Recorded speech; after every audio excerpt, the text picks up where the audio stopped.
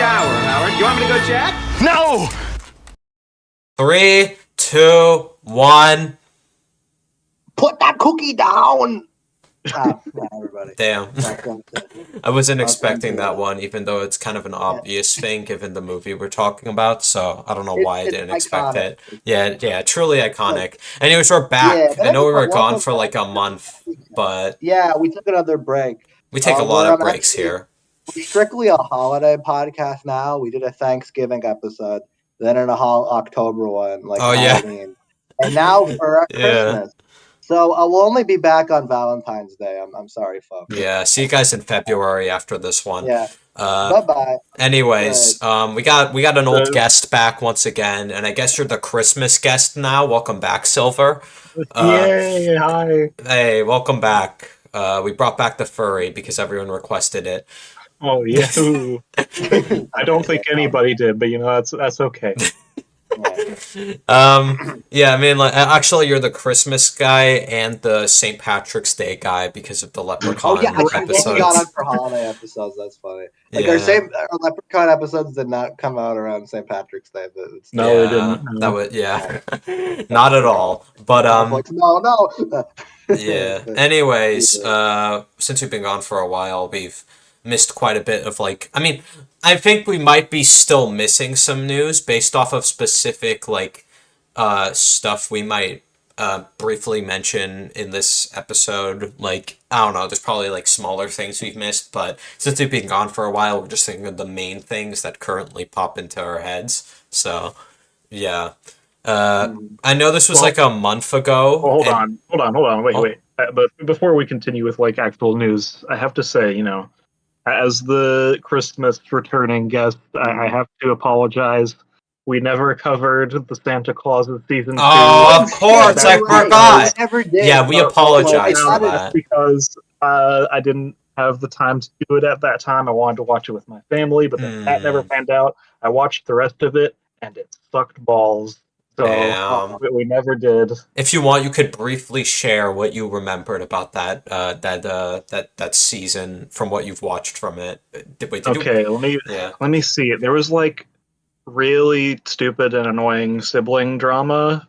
I think. I don't even remember the siblings' names. That episode was so long ago. I remember the son is named Cal because that was from the third movie. I think.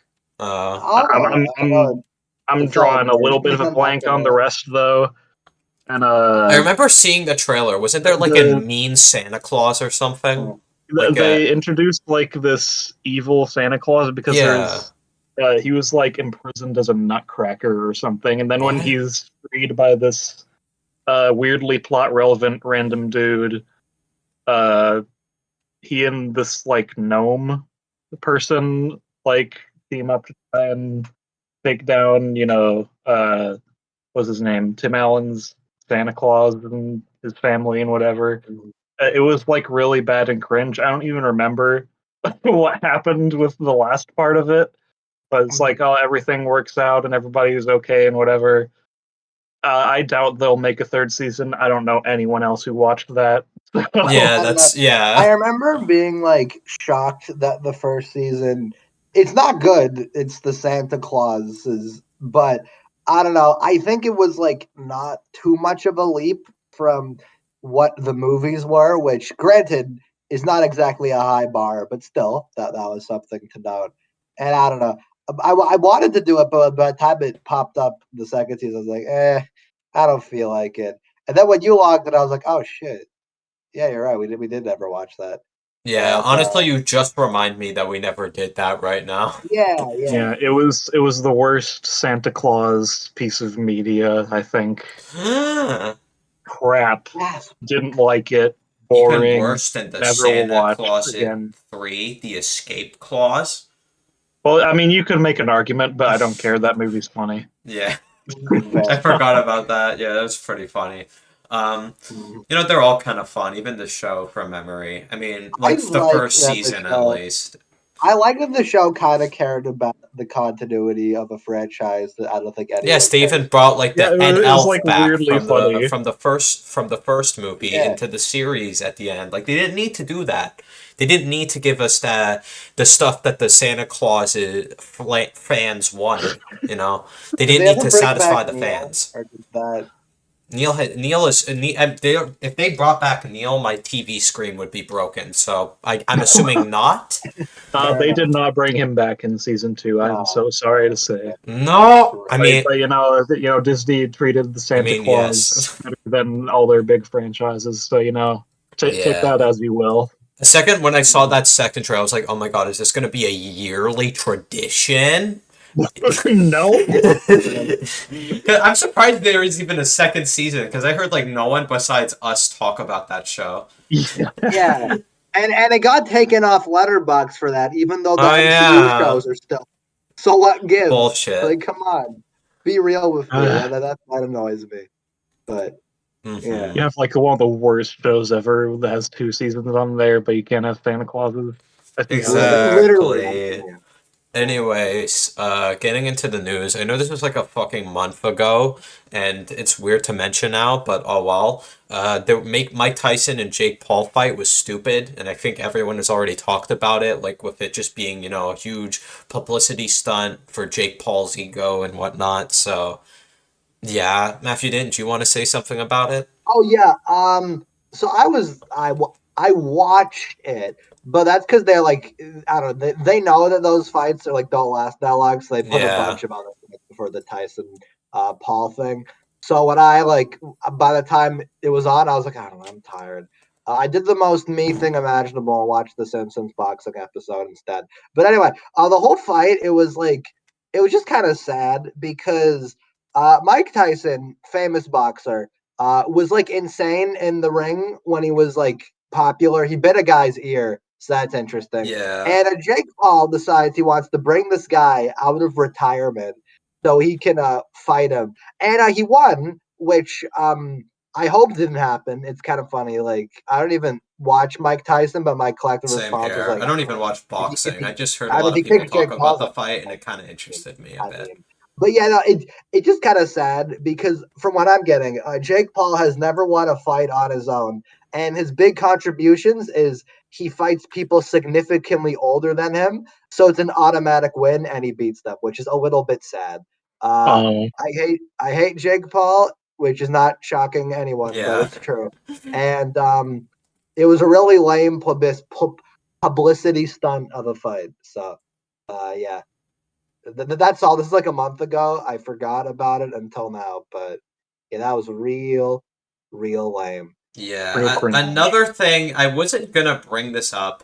I was just gonna wait till the actual movie comes out, but I might as well say this now because apparently like everyone is acting like this is a huge improvement. I don't know. There was a new Minecraft movie trailer and it still looks really bad. Yeah. I don't think anything changed. If anything, it gives me the exact same impression. Like when you start that trailer and it's Jack Black narrating, like, as a child, I yearned for the mines. I'm like, okay, bro, pack it up. Like, so one day I started digging. It looks so much more game accurate. It's like, yeah. Does it really though? I mean, it looks like garbage though. You should. I don't understand why anyone decided not to make an animated movie. Exactly. Yo, he's throwing the Ender Pearl. Like, okay, yeah, they have him throwing the Ender Pearl, but who cares? It's like it still looks weird. It still looks cursed. I don't know. If anything, there's like when it comes to the dialogue of this, it is legit reminding me of fucking Pixels. Like the fucking. Actually, yeah, go ahead. Like the character Jameson Momoa appears to play seems like someone ripped straight out of Pixels. Like I see what you mean. Yeah. Actually, literally. But I do want to say it's just like people are like, oh, they got some of the base game mechanics right. It's literally just like at least it's the open world Pokemon game on a handheld. Literally, it does sound like that. Yeah. It's just so, I don't know, the bar has been set like so low, but at the end of the day, this is like just showing us more of the movie. They didn't change anything because I heard somebody say like, "Oh, this is like a Sonic movie level comeback," and I'm like, "What the fuck are you No, it's talking about?" not. Like they didn't change They anything for didn't this listen one. to anyone. Exactly, What do because you that would mean? cost too much The money. exact same movie. They would not have time to change it in like the Yeah, time because frame. like I said of this in the things like last that. time, but if they would want to fix it, they'd have to change the whole movie. Yeah, and they're not there to do that because Sonic was like one design. They can't change the Exactly. like design philosophies behind the whole movie in that time. Which I don't know. I'm still really curious about how the show is gonna it's gonna do box office wise because this is the most like I think collective negative response to something in like a while from the first trailer at least. I know it's less for the second, but I'm sure like most responses are still negative as of right now. So it's like I don't know. Yeah. I don't know if that'll translate to box office or like because it's still Minecraft at the end of the day. I I feel like a lot of kids are still gonna see it. So I don't Yeah. I'm know. not I'm I'm not willing to curious. bet I guess we'll just money. have to wait and see. But yeah, just food for thought, I guess. Yeah, I'm not willing to bet money on it, but I imagine it is going to be a success. When I think it was saw Wild Robot in theaters, there was a huge crowd of audience there, and there was a lot of kids. I did hear a bunch of kids like giggling and stuff at the Minecraft teaser. The Mm. first terrible one. So I'm like, oh, I think great, this the movie is gonna make money. Yeah, I Mhm. think the main reason, like this new trailer, I think a lot of people have also come to terms with the fact that yeah, the movie's gonna look like this, which I think that's what's been happening for me, because like yeah, this is like, yep, this is just another Minecraft movie trailer. It just kind of confused me why so many people were acting like this was a huge improvement and are now excited for this movie now. And also, a huge thing I've heard a lot of people talk about is like there's behind the scenes work I've been seeing for the movie where they make like actual sets and practical effects. And these look cool. Obviously, you got to appreciate some of the effort put into it. But it's ruined because of the CG, just the green screen and how they used it. And it just gives this like uncanny vibe to it all. If you Dude, guys that know what just I mean there. Yeah, that just reminds me of the fact when people were trying to praise the new it's like Marvel show Agatha all along. It's like, look, they made some physical sets. Like, Yeah, okay, yeah, the show good for still looks like them. Wow. Yeah, garbage. the And final it is product What a still hype looks garbage. up. shit. Like they could like paint it with CG and green screen over it to make it look like more weird in the final like product, which is like the main issue here with how it seems. And yeah, pretty much everything else I would have to say about this, I already said the last time we talked about the first teaser. So yeah, I'll stop myself here. Yeah, do you guys have anything else to say about that? No, I think I'm pretty settled on that. A lot of that. Yeah, we did say the first time. I just think it looks bad, and I'm gonna be Yeah, mad when you drag me to see it when it comes out. I But mean we're yeah, seeing it because it's the Minecraft movie. Of course, why wouldn't we yeah. see it? Oh, Anyways. oh, you're falling for the trap. Oh, I I know. see. I'm, I I'm see how I it's saying it. going. I know, see I what know, I I see what know. you're doing. I'm perfectly aware that I'm falling for the trap, but like the movie's gonna make $1 billion anyway. I might as well get into it. Oh no, that's what everybody's gonna say then. Oh, it's like Oh, Avatar.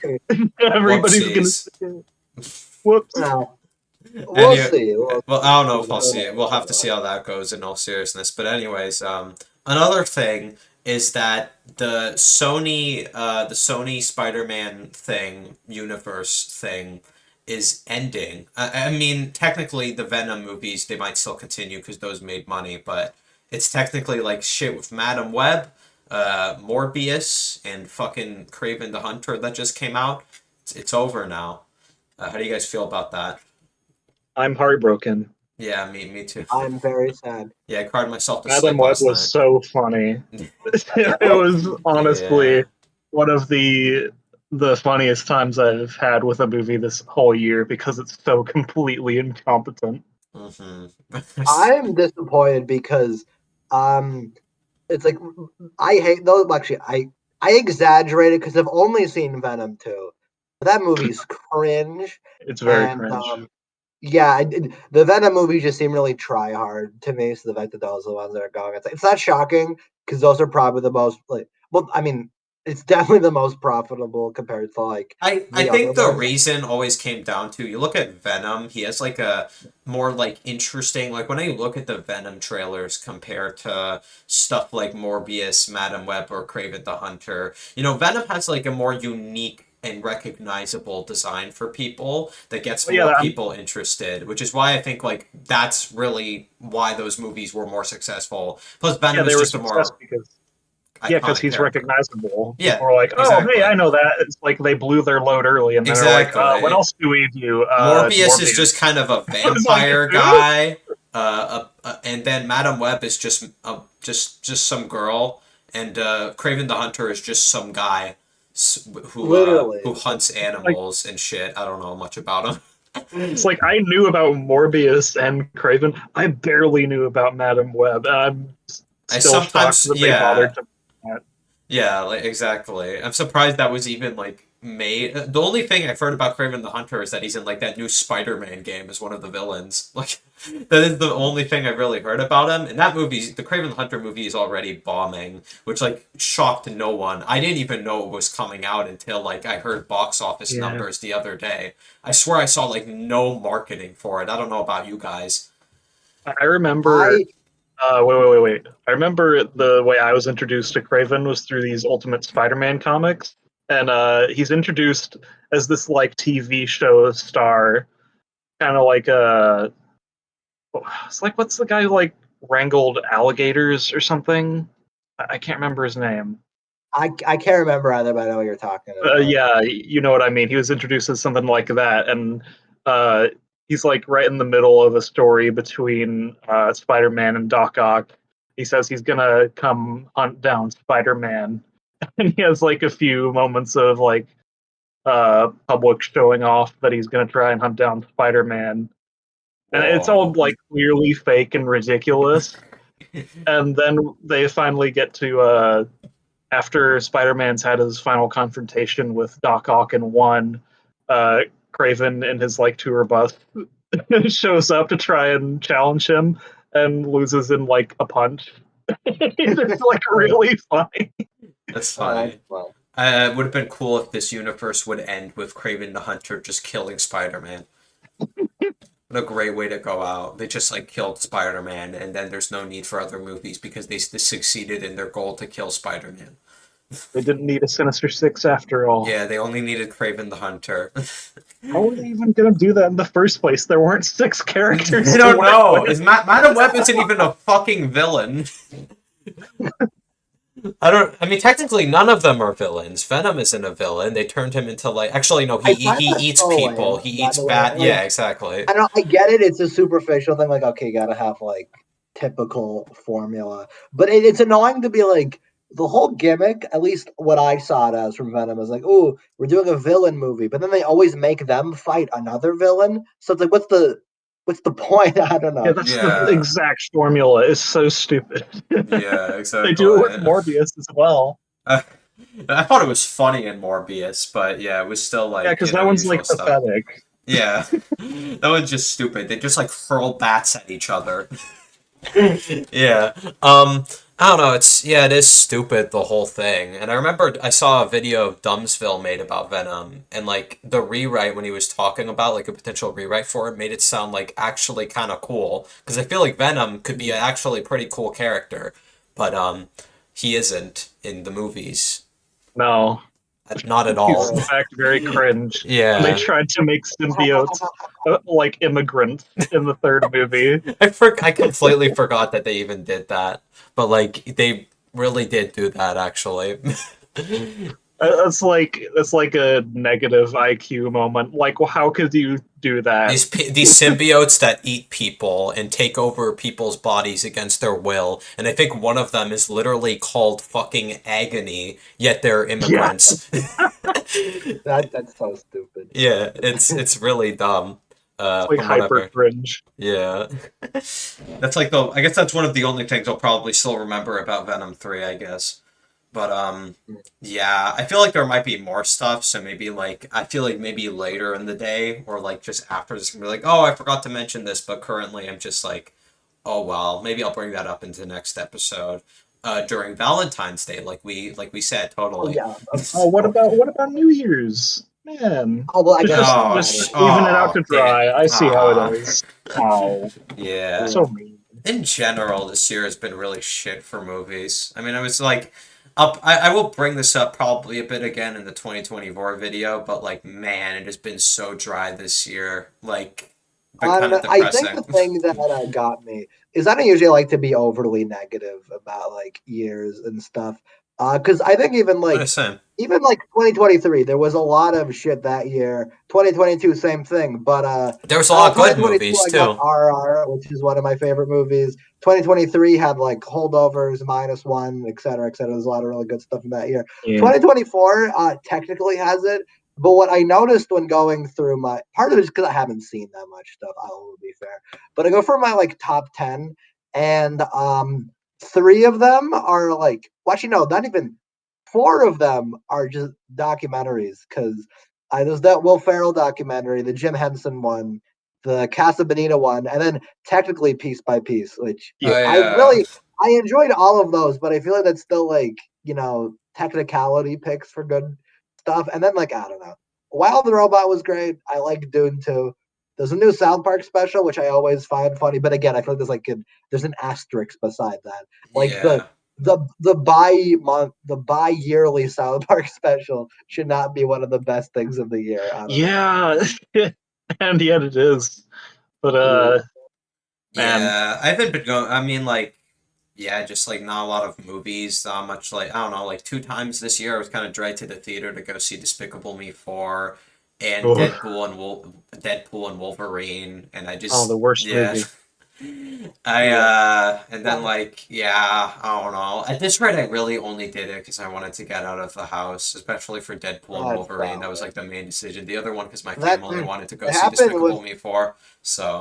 Then don't forget that happened with Red One too. Don't yeah, forget. fuck yeah, I forgot about that. That was only just because like me and him were like, you know what, fuck it, I'm free tonight. I'm not gonna be a party pooper and go, I can't see that low quality cinema. So I watched it, and it really annoyed me because I was watching Red One, and I'm like, it really made me mad. But I was like, this is a movie I'd get mad about like 2 years ago. Why am I watching this in the current year? Yeah, I don't know. I don't know why. Yeah, but a lot of those were discussions for another day. I was gonna say part of it is probably the fact that some of the stuff coming out is a product of the writer's strike from last year. Yeah, I was gonna say that's like a huge. That is really like tainted this year. We have some more hyper mega crap coming out. It's like, oh yeah. Why do you think like most of the why don't you think like half of the movies that have been going out that have been coming out and doing well are just like all sequels? Like, which is, I mean, that's been the trend for like a while, but I don't know. Yeah, specifically this year though, it's been like standing out even more. I do have to say, I appreciate that nobody went to see Furiosa. That made my entire year, I think. I completely forgot about that movie. I never watched it. Same. It was bad. You know what? No movie this year was as bad as Garfield, and I will hold that. Well, that was like one of the only new releases I think we actually talked about on this podcast this year. That I think about it, it's been that dry. You could put talked in quotes considering that episode, Anthony. But oh yeah, you were just wheezing the whole time over Garfield's I just so happened to also say other things about John Arbuckle. But yeah. Anyways, it was all right. I mean, the animation was good, but style arguments and the big 2-4. I mean, anyways, yeah, that's really all we gotta say. Transformers 1 was good. I guess that's one of the like non-documentary cool movies. Yeah, that was fun. Yeah. Ted, but that was a show, so it doesn't really count. But it's my favorite. Shows don't count. Yeah, Ted was a delight. I'm so glad we all watched that. I know, it was such a good era. I love that. And I mean, actually, that's it. Wow, I don't know. See, I will do catch up for this year because I am obligated to it. If we want to do another 4-hour podcast, Anthony, we gotta. I don't know if it's gonna be as long this year, but then again, we thought that for Probably not, last but I do time. want to fill But it with some stuff to make it more interesting. Because I don't know, yeah, that did end up working out really well. Like Robot Dreams is probably like it's one of my favorites. I think of the past like couple years, and that like I got through like recap there, and there is good stuff. But it just like I don't know, I feel like it always either comes super late into the year, or I'm like, fuck, I guess I have to watch movies. So I roll my eyes and I pull ugh. up like funny things, and then I'm like, all right, Well, I'll do this. we still got like a Nosferatu coming up, so that's And probably gonna be Sonic great. I'm assuming 3. that's going to be a good highlight. Sonic 3 also, but that's not going to be like that good. I just know I like it a This is lot. gonna be Like fun. It's Yeah, gonna be a fun movie. if it's like Sonic 2, then I'm guaranteed to be happy. That's Same where I'm at here. right now. Mm-hmm. Yeah, I guess we'll get into the two movies of the day. I know we usually go in release order, but I feel like since like the other one is like, more big, I think it'd be funner to start off with the more comedy focused All movie right, with I'm up to that. I'm up yeah, yeah, to I'm if you good with guys are that. good with that. Let's start with Jingle All the Way, which That's why he's not home. yeah, we're doing It's not Christmas home. movies today. And yeah, Yeah, yeah. you want to This lead is the into this second. one, Silver? This is the second greatest Christmas movie of all time. We're That gonna is cover the first one later, but Yeah, so yeah, we're talking about your uh, two favorite Christmas movies. yeah, actually, um, I remember being shown this as a kid, and it felt like a fever dream of a movie, and I was just like, why do people think this is bad? When I went to rewatch it like years later, and then like on like third or fourth watch, probably third watch, I was like, okay, yeah, it's not a good film, it, but it's also like unintentionally or intentionally funny, It's like like all the it's a time. mix of both. I yeah, think it's a weird movie in I don't know. terms I'll of get like into it. I think my Like, overall take with this movie is I think when it's trying to be serious, it's almost laughable because like, we'll get into it. There's a lot of things that just don't track about it. But when it's trying to be like just a stupid comedy and it's that fucking chase element with Arnold, I think it's really like well, I hesitate to say well done because that implies it's like high art, but not.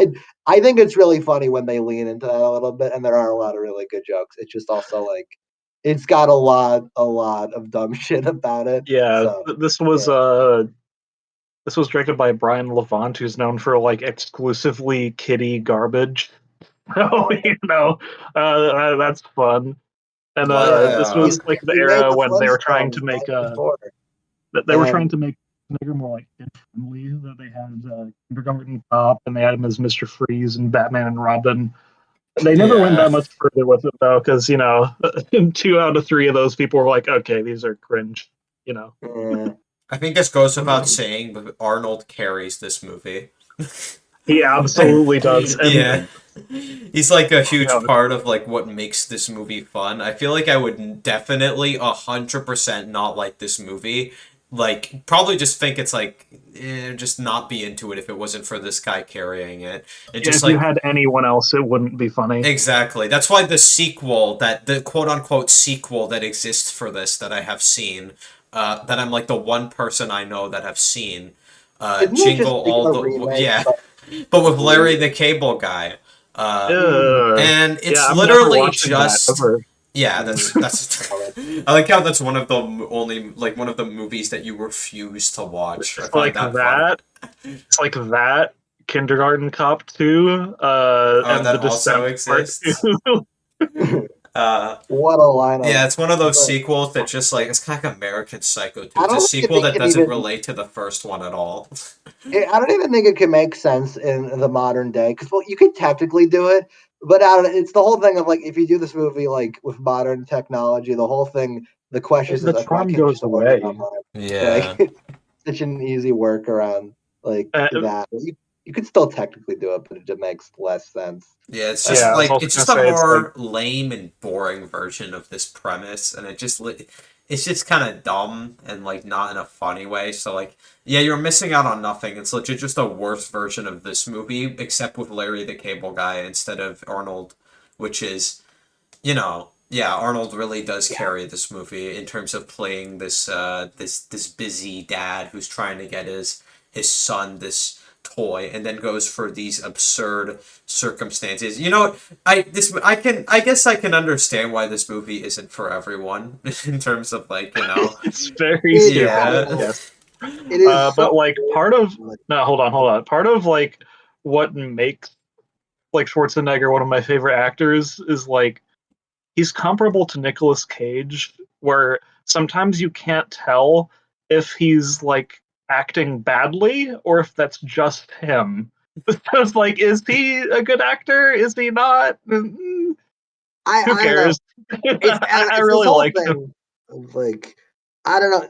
I kind of agree. I think a part of it is like there's so many line deliveries in this movie that like they would not be funny if they were other actors, but because it's Arnold, like the fucking I did the cookie quote at the top. That would be significantly less funny if it wasn't his I accent. think Like it what would the be kind of Cookie like down. cringe if it No. wasn't him, because yeah, like you know you literally, hear the it's so Terminator funny. voice or whatever. And the fact that like actually there's this review I really like from shout outs to my goat Branson Reese, fave letterbox user. But I like that like they just never address in the movie that like Arnold works like an office job, but he's like a fucking buff muscle builder type Yeah, he's a guy. bodybuilder. Yeah, Yeah. bodybuilder. Yeah, and I forgot the word, but it's But he's just so like an funny. No one obsessed ever addresses salesman. it. It's It's supposed like to be like how normal. Yeah, can he's these two absolutely coexist? ripped. It's like it's a very funny casting, but honestly, I Literally, love And it. it becomes especially funny with how almost all the characters in the film don't treat him like that. Like Yeah. even when his like kid starts being a brat to him, I'm like, if I was Arnold Schwarzenegger's kid, I would never be a brat to him. He is I'm I would be terrifying. scared of my Like I dad. don't know who you think you are, but you're not. That's The not kid gonna played by the not gonna GOAT work. Jake Lloyd, by the way. Want to mention that. Yeah, his Oh, acting in really? this I movie didn't know is that. terrible.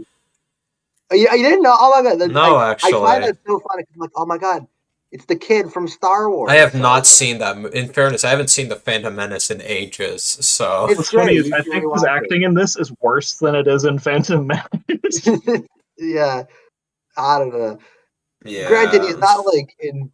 Well, not in too much of it for me to like this overly like distracting. But yeah, He's barely in it, but you This know. yeah. this movie is carried for me by the dynamic between Arnold and Sinbad, who this Yeah. is carried by these two absolutely unhinged fathers doing whatever they can to get their hands on this toy for their child. And See, See, I don't know how funny Sinbad actually is, but something about like I don't know. The only other thing I've actually seen him in is fucking The Good Burgers. So make oh of that yeah, what he you yeah, plays like the boss. He plays as like the main guy, the teacher or whatever, right? yeah, the Yeah, teacher yeah, who gets but I don't know. There's this line that catches me so off guard in this movie. It's when I don't Myron, his character's name, is going to Arnold, Yeah. and he's like, "Oh, we should team up," and then he's like, he's politely like, "No, I don't want to do that," and then he like goes in this unhinged rant, and one of them is like, that's he said racism. I like this fucking is love that. racism or something, and I'm like, "What? Excuse me?" Yeah, the See, way he like the I'm pretty sure. performance here is what carries that, you know. Just like these two See, the acting is fun. see what makes the difference for me is like his gimmick is that he never shuts up, and there's Mhm. plenty of crappy comedies full of characters like that. I remember distinctly. Uh, I watched like part of the first season of Monsters at Work.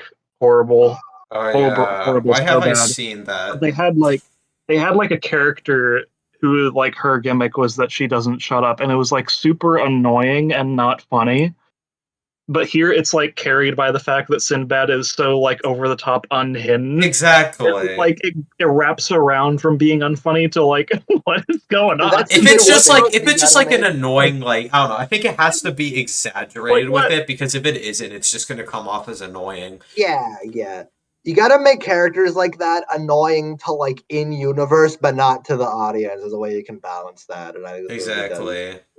Yeah. Uh, I also I have to will say that say, my favorite go ahead. character in this movie, aside from Arnold, like fucking Ted, played by Phil Hartman, who I love for the fact that Phil Hartman, Simpsons legend, he was Troy McClure and Lionel Hutz. the goat. The goat, but he is so funny in this movie because he's so over the toply, just like a horny, sleazy bitch the entire time. It is so. He is Ladies' he is man. the Neil of this movie. Let's be Oh. honest. All right, let's be honest. He's like the character you desperately want to punch in the face. I don't know if it's just me. I might just have unresolved anger and it problems. never goes well for him by the end. So. Yeah. Oh my god! I think part of it really just because Phil Hartman has one of my favorite voices of all time. Like, he's got like that like 50s like car salesman voice. It's so funny. And in this, like, oh god, he's such a sleaze. It's so funny.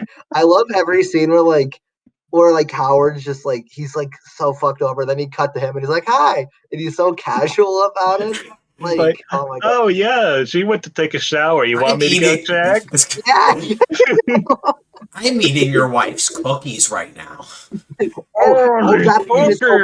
such an intense pleasure. He's being so exaggerated. The exaggerated performances here are really what carry this movie. Really. It's like I love it. It's what's making it fun because I feel like that's what makes this, and just like all the shenanigans that Arnold has to endure just to get this toy, and it's like it's obviously stupid and goofy, but it's funny. And it's like I feel like there's definitely moments where it's intentionally funny. Well, even then, one thing that I want to give this movie genuine credit for: this is the best movie encapsulation of pre-internet Christmas shopping. Like, things like this did happen. Like, Tickle Me Elmo was a huge thing. People went to the stores in droves for that. And I actually relate to Arnold's like quest to find the Turbo Man because it was like early 2010s, I think. I was trying to track down a specific Lego Ninjago set that was like super cool. I had the money to buy it. It's like a once in a lifetime. Oh, I'm a little kid, and I actually have the money to buy something super cool that I really want. And I went to like 5 or 6 different like stores with my parents throughout the day, and we couldn't find it anywhere. It took forever to find that set. Oh, wow. I think Arnold was making away, making off with it. I'm pretty sure taking off with it. So maybe that's why you couldn't get it. Rip. Yeah, now his son wanted that, or else he's going to become an alcoholic or something. That part is so stupid. Here's to you, Dad. It's so dumb. It's weird because I feel like I can't tell what they were trying to do with that moment, because now Arnold is so desperate in that moment that he thinks if he doesn't get this fucking toy for his kid, that this is gonna lead him to go down this terrible path for some reason. It so petty. I love the scene when he tries sneaking into Ted's house to get the Turbo Man. He does the fucking car. That was his breaking point right there. It's so dumb. And oh my god. See, this is stuff that I think is I don't know, the really bad stuff I think for this movie is when they try to take that conflict seriously, I'm just okay. Yeah, because if you think about it, if you think about it, taking it more seriously, like I said, after the whole "here's to you, Dad" thing, it's hard. It's almost hard because you can't, because a part of Arnold just starts doing this because he thinks his son is gonna go down this weird bad path, and it's a weird way, and then you try to tie this into the ending emotional core. I don't know, that type of stuff. Yeah, you can't take this movie seriously. If you do, you're gonna have a bad time, probably. Yeah. I mean, if you judge this by any logical merit, it's okay, let's throw that out. It's really stupid. We have multiple times, a character will just run by and say, "Hey, they have a new bunch of Turbo Man things at another place. Let's go." Yeah, that's that happens a lot in this movie. Why do you shout that out? Yeah, wouldn't you want to get there first? Why are you shouting it out to other people? The thing that breaks me the most is the radio too. Yeah. Oh my god. Prom scene is actually fucking Oh my god, that was that's one of the funniest scenes. And the fact that bomb actually turns out to be real. So this guy was just in his mind.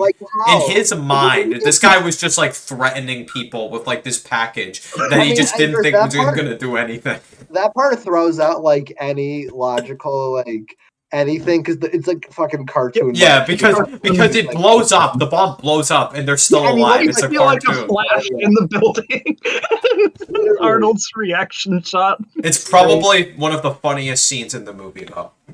What my favorite little bit to it is like Sinbad as he's going into the elevator. He's like, "If any of you move, I'll know because I have the ears of a snake." And nobody questions this at all. No, I love the reaction shot after where he's walking away and he hears the bomb and he only like slightly questions it. That's a bomb. Sick world we're living in. Sick people.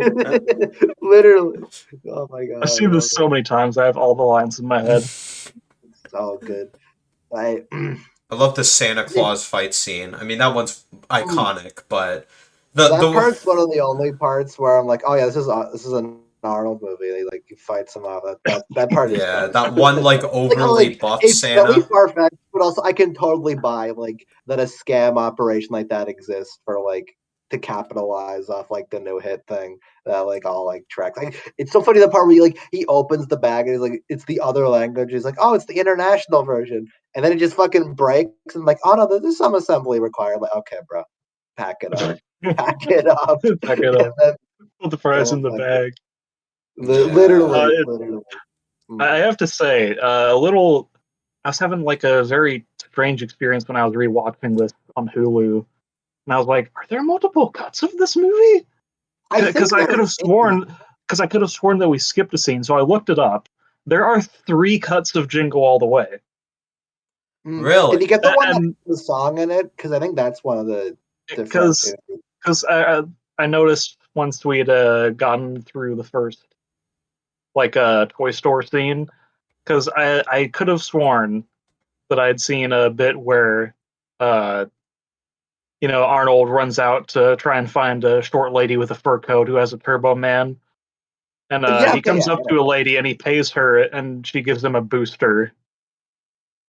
Mm-hmm. Have I watched that version? And that's only one of the extended cuts, which is weird because both extended cuts are only 5 minutes longer than the original one.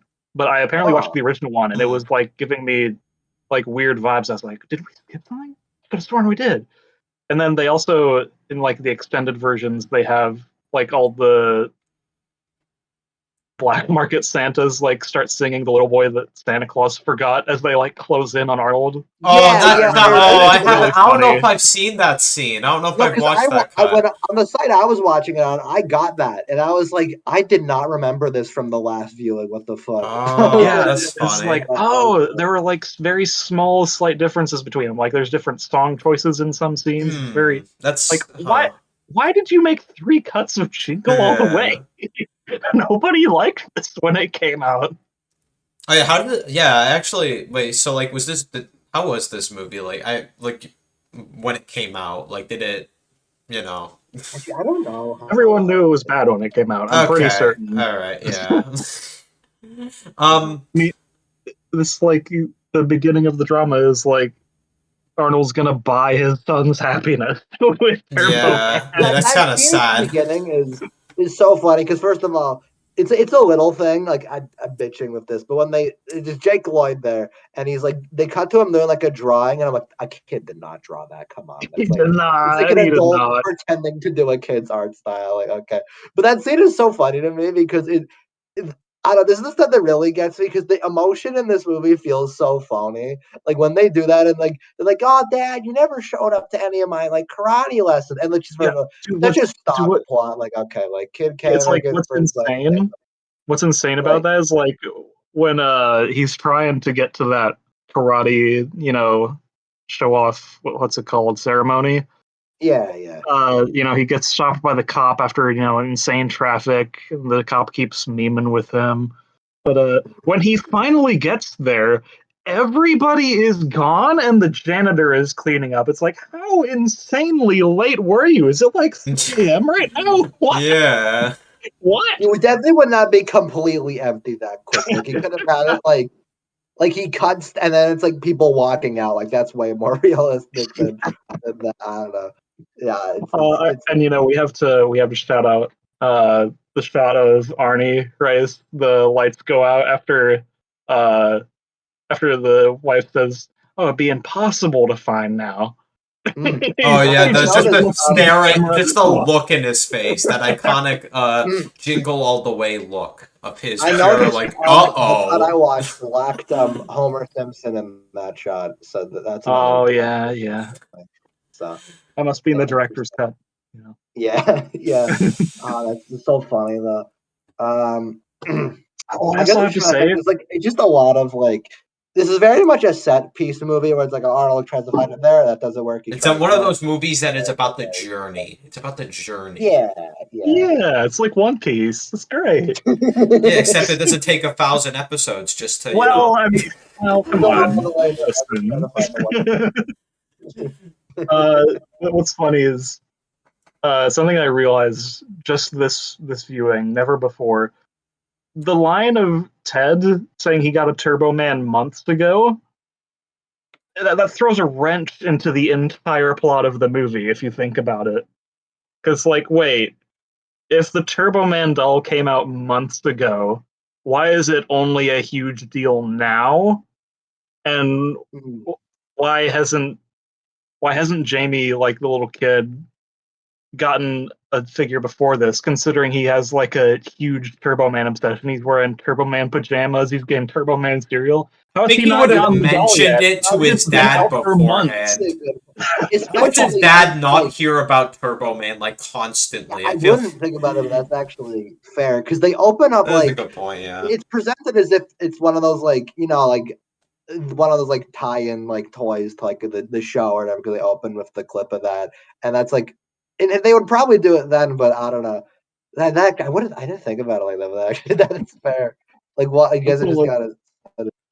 Yeah, I want to point out another funny thing, but like the scene where Arnold like goes into the thing, it's a huge part of the big climax, and he's just getting suited up as Turbo Man, and then they just don't let him talk. Like, he just gets suited up, they don't even question him. They just suit him up, he can't speak. He's like, whoa. Like, they just automatically assume that there's like this random guy that's like gonna fill in for the other. It is just so random. Like, these guys just don't let him speak. He's like, okay, we gotta go now. We gotta go fast. You gotta suit up. No questions allowed. And then they just like, it's just like so overly fast just to get this guy onto the like floaty as fast as possible for the sake of the plot, and it's so funny to me. The best part of that is like the guy who won't shut up as he's getting suited up is like, he, at the last part of it, he's talking about how the last guy, had some issues with the suit, but now we got an update. He's showing some brain activity. That's a good sign.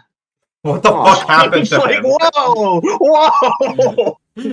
Yeah, I should have noted that. What the fuck happened to that guy?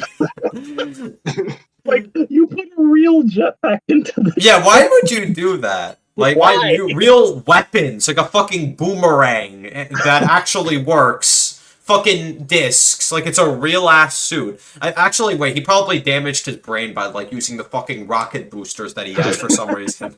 Why would they make it like that, dude? So stupid when they get that. I'm like so baffled by that fucking whole. It's really fun though. Like, somehow, like the fucking Byron is able to just sneak onto like the villain, and then he's able to, and then he tries to fight him. How did he possibly know? Yeah, how did he know this was happening? How did he know that Arnold was gonna do? How did he know Arnold was like doing the exact same thing? You know what really pisses me off about the climax, actually, is such a mild thing compared to everything else. Because at the end, where like they do the whole thing of like Myron's getting like stormed off, and Jamie finally gets the toy. It pisses me off when he's like, "Oh no, I'll give it to you." Like he gives him the turbo. He's going to jail. No kid would ever do exactly. Thanks for giving me the toy I wanted for Christmas, Dad. Have fun in jail. And he's like, I got for the rest of your life. Right here. Like, okay, bro, pack it up. Yeah. They just don't acknowledge it as he's being taken by the cops. I also like how he still had, like, he did so much just for that toy. And he got fucking arrested for it. Like, his kid is gonna find out his dad got arrested just for this toy, probably. Imagine that. I have to say, when they're in the first toy store, Arnold and Sinbad, they go up to these employees are like, "Hey, where are the Turbo Man dolls?" And the guys start laughing at them, like right in their faces. I like how exaggerated the laughter is too. It's like, are they asking for death? They're doing this to Arnold. And then you just have him pull them, and then saying, "Where's your Christmas spirit?" Like, so good. He gives him the fucking death stare.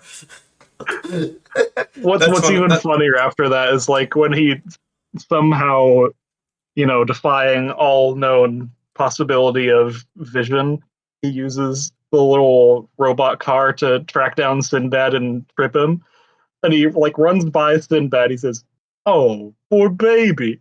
He giggles to himself and runs away. Yeah, the pure rivalry with these two, the fact that one day they try to have this they learn about each other, that one scene at the bar, but as soon as they hear about the Turbo Man, they just turn against each other immediately because you get reminded that they're both after the same toy, and then they just start becoming I don't know, it's a funny rivalry that we see with these two over this doll. Even though it's impossibly coincidental how they keep running into each other over the course of this one day. Exactly. They coincidentally are at the same bar. They go to the same parade. They go to the same. I don't know. I forgot, but they just meet each other a lot. Also, I'm fine with that in terms of okay, this is just stupid comedy coincidence. Yeah, but it is sometimes fun to point out this stuff, like the scene where Arnold randomly flashes this random police badge at the Santa Claus thing, and it somehow gets him out of the situation. I love how that works. No one just questions. Yeah, no one questions him. Just how he. Dude, I'm actually willing to buy that more than a lot of things in this movie because Arnold is terrifying. He's terrifying. I would not question him. That's fair. Maybe they were just scared of Arnold. They probably were. Or also, probably if they did try to arrest him, he would probably do the same thing he did to those two workers at the toy store. I have to say, the iconic line, "Put that cookie down now." That's a good impression. I like that. I like that line so much because my family has said that for years upon years. It's we always quote that no matter what. Whenever we're having cookies or something, somebody gets another one. It's no, don't do that. Cookie down. Yeah, I can't do it well. Yeah, it's funny. I love his voice so much. Yeah. It's he keeps running into the cop throughout the film. Yeah, the cop that he tips over. Every time they do that gag, it's weirdly funny. Yeah, you broke my little mirror. I love when they do it at the end when we could use the guy like you on the force.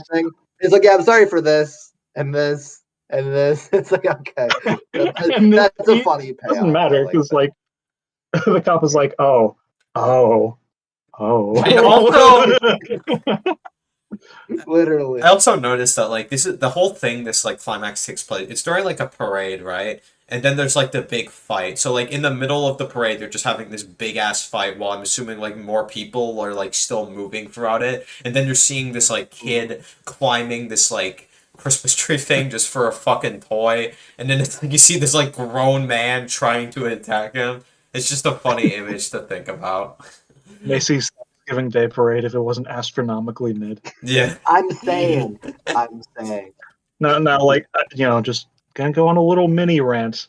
Last time we were watching the Thanksgiving Day parades on the multiple different channels, it is so annoying to me that parades have devolved into almost all of the events and stuff they have going for. It's people trying to outdance each other. I don't know what it is, but they've made so many more dancing people than marchers or floats. I'm I don't care. Who is that celebrity? I don't care. Y'all are all doing the dances. It's it's all the same thing over and over. This is cringe. Give me your big floats. Let me have all the guys in costumes and stuff have these creative floats and things. Yeah, let me see the guy in the Sonic costume and the Paddington costume from this movie. Yeah, dude, my favorite part of that is the Cat in the Hat shows up and oh yeah, oh, Cat in the Hat. shot of the Cat in the Hat dancing a little bit, and then the two kids like high five each other. Yeah, Yeah, so cool. yeah, Cat in the Hat. Woohoo! Yeah, I love Yeah. Cat. What? Yeah, that's funny. Nobody would do that. Also, Um, you have the numbered ball, the mall section they have. oh yeah. I love that part when That part Arnold is is wonderful. chasing down that one child. They call him like a pervert. It's so funny. I'm not a pervert. I'm just looking for Turbo Man doll. But give me your ball. Okay. But my favorite part is like when the initial crowd is all trampling each other. They're like biting each other, like body slamming, and uh, as like Arnold's pinned down, Sinbad takes one of the balls from him, and he goes, "He got two, he got two." And then everyone just starts like, Look at him! that is funny. Just like the pure like, just like the. Just like just seeing just the willingness, the lengths these people will go just to get this doll is what makes this movie funny in those sequences that we see. Oh yeah, another quote that I love is "I'm gonna deck your halls, bub." Oh yeah, that's from like As the well Buff as, Santa I mentioned earlier, right? That stupid. Yeah. Yeah, it's then funny. we have like when the little dwarf Santa goes flying. Yeah, that whole sequence is just like having this Arnold being chased by a bunch of Santas is really funny, and also I And then like how. when the cops come in, they say, "It's the Grinch! Scatter!" And then you just see them run away from. It's Yeah, wonderful. they're really committed to their roles as Santa Claus. I respect that. Yeah. It's also a very like really unfortunate line in this where like Ted's kid, he says, "Hey, maybe your parents could get a divorce." Did I was wonder about to my to dad. mention that. I love that. That line is so funny. Like such an out of pocket Yeah, thing to say to like especially for a child to say that. literally. Like, what? I love how that No. recontextualizes like Ted's whole behavior though. Like at first, like I mean, he's kind of a bitch the whole movie. But when you get that, it's like okay, he's divorced. He just like hits on a bunch of random women for the fun of it. Like okay, the scene where he does like get his comeuppance, I think is really funny though. I love like. First of all, the part where Arnold like catches it out of context is great, and then when he's like, "Well, that could have got better than I hoped." Like, okay, bro, okay. I love that line delivery. It's so dumb. Yeah, yeah. That that whole thing is great. Yeah. We're talking about a lot of Sinbad, the names. dude, Sinbad is like the most petty child ever. When he gives like his backstory, he says he's never forgiven his dad for not getting him Yeah. like Oh that my god, super that cool scene is toy gun. crazy. Like, Therefore, what he is wrong thinks, with and you? for some reason, Arnold thinks that his son is gonna be just like that somehow. Yeah, it's so silly. Like he's gone I so know. crazy over his quest to get this toy that now he's come to the conclusion that not getting it is gonna ruin his son's life. Like Jesus Christ. What's funny is like, even if Sinbad didn't go to jail at the end of this movie, he was definitely gonna get fired from his job because he was like throwing mail everywhere. Yeah. It's true. Also, honestly, we gotta talk about the scene where fucking Sinbad and Arnold. I know they have names, Howard and Myron, but I just like calling them based off their I actors' feel names. awkward calling him Howard because Yeah, I think of. but Like, no, it's Arnold. Come on. yeah, it's basically Arnold. But anyway, I love the scene where they both break into the radio station and then just yell at the innocent guy who's just doing his job there, and just yells the names of the reindeer. And then when Sinbad arrives, Arnold starts acting like a child, and he's like, "Yeah, I got here before you." It's like, I got it. I got it for you. I love that. Yeah. I work at the post office. Oh, you know I'm not stable. And then Sinbad just got so angry over that he just chooses to try and bomb the building. I still think Like, it's the crazy way the that fact it's escalates, worked the in way that Alzheimer's. scene escalates is crazy. Something, Mhm. there's Oh my something I god, I didn't love when they're both understand. assaulting the guy at the radio station. It's great. Um, Have we mentioned Booster yet? And Oh everyone yeah, hates Booster. Just Everyone like hates I like that Booster. scene where That he is falls one of my off of the favorite, parade like, float, and then a bunch of kids just beat the shit out of him. I'm like, damn, I love that the poor idea guy. that like there's a character in a popular franchise that everyone, like even like the kids obsessed, just gang up on, and they do that so well. It is so funny. And it's so Like, true because I swear that there was characters like that in like He-Man and stuff, where it's like nobody likes this character. exactly. It's And they so even have common like in lines fan throughout the film building up to that, like, you know what? Nobody likes you, Booster. Yeah. Yeah. Also, they keep like teasing it throughout the movie with like, "Oh, we got plenty of Booster toys." And then Like they're no like one laughing. wants, It's like no one nobody wants wants him. that. Yeah. I also find it funny that like Turbo Man's sidekick is just this giant purple, pink, You know, like monster thing. I think that might be a very obscure reference to Shazam, or as he was known before, Captain Marvel. Like Really? his sidekick in a lot of the old comics was this giant talking tiger guy named Talkie Tawny. Oh, I'm pretty sure people liked him, but like I think that might be the reference. oh, that's funny. Yeah. Uh, Does I anyone also else? have to say something I didn't realize as a kid was like right after that section with the bomb. Uh, Arnold's car has been destroyed. It's like people took the wheels and everything. Like, how do Wait, people what? do this in broad daylight on a street? Like, what? What happened? Because he has Wait, to be towed back home. I didn't It's like, notice what? that. What? How did that happen? I Oh don't know what no. it is. What have the And it Turbo doesn't even Man serve a dolls done to purpose. society? It doesn't even serve a purpose to the rest of the movie. It just happens. Because Arnold's life couldn't be any shittier at this moment, so they had to make his car fuck up too. Yeah. I Then that's he the has to. purpose. He tries to go steal the Turbo Man that was supposedly from months ago under Ted's tree. I mean, has a second thought about it, but oh no, insane reindeer! Oh no! Yeah, this guy's just got a raging reindeer, just to flex to people in the neighborhood, so he can get with Arnold's wife. And then we have like the I one have a acknowledgement. reindeer. Oh It's my like the god, one I love acknowledgement the of scene where Arnie Arnold's being just with the reindeer on his own after that part's so he's funny. giving Yeah. it alcohol It's so silly. right It's after so he funny. punched him. Yeah. We also have Literally. like the one single acknowledgement, like a line from characters about Arnie's figure is like, you can't bench press your way out of this one. Oh Like, yeah. oh, you know what? That might have worked if Arnold wasn't like a salesperson. It's like, what? When does he bench press And him anything? being buff is barely a factor in the movie. Yeah. So, that's fun.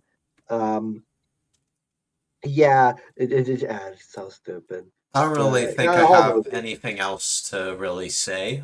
You guys have anything Uh, else to conclude this? yeah, I do. I think I I'm love pretty. Okay, I sorry, love when sorry. we have like the last chase between Arnold and the cop, like as the parade is starting, and the cop somehow runs into a bus that's right in front of him. How did Oh, you not see that? oh yeah, that was funny. Like, wait, that was like right in front of you. How did you run into it that He was fast? really pissed seeing Arnold again. You have to understand that he just could not pay attention to the ongoing growth. The I pure love rage within him. I love so much the police float they have for the parade. They have a cop doing backflips on a trampoline on it. Like, what? It's so I don't So silly. remember that absurd, though. actually. Huh. If you like pay attention during some scenes, there's like one of them doing a backflip on a trampoline on it. It's like, what? For the police department? What? Literally, literally. Uh, Let's see. I like the. Jamie and Liz, they can't recognize Arnold's face or voice through the Turbo Man Oh my god, helmet. that is Like, so that's dumb. so bull crap. There's no way. It's not come even on. like just like That's don't do like any that's not a bullshit huge thing. deal, but like it's it's kind It's of especially bullshit. corny when there's a bit where like Jake Lloyd's talking to his like Arnold, and he's like, "Oh man, I was so mad at my dad, and then he's like, and then it's like, And then he takes off the mask and he's like, "What?"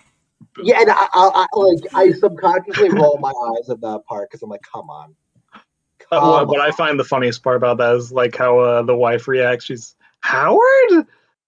Like, Howard. okay, you can maybe get away with the child doing that, but like, come on, like, not his wife. Like, No, but then she like is like, ooh. Yeah. It's like, ooh, this aligns his figure really well. Ooh. like, okay. Yeah, the whole thing with I don't know, the climax is just fun, and I like how the kid is just forced to like tell Arnold how to use the suit in the first place. I like how the kid just like knows that like this suit was programmed with the exact same things from the show, like all these fucking. No, it wasn't the kid. Weapons. It was the it wasn't the kid. It was the commentators. The commentators are great. Oh, really? I don't remember that. I thought it was. I mean, I think the kid was telling him specifics on like. Actually, yeah, that was like one part maybe. I don't know. I think I'm getting some stuff mixed up. At that one point where Sinbad uses like the flying fist thing against Arnold and knocks him down, it's like, how does that? How? But then also the commentators go like, well, it looks like Dementor has defeated Turbo Man. Oh yeah, I forgot. Of civilization as we know it. I almost forgot that the whole thing was like it's like a script. It was like a scripted thing, and the announcers were commentating on the whole thing. I forgot about that part. It was going the way it was supposed to. Yeah, like saying, "Oh, yeah, I don't know." Like, yeah, they thought that this like I guess they didn't hear anything like the people like were like the people in the costumes were saying like the villain. What was his name? I don't know. Just like him yapping about the toy and stuff. I guess I don't know. Funny.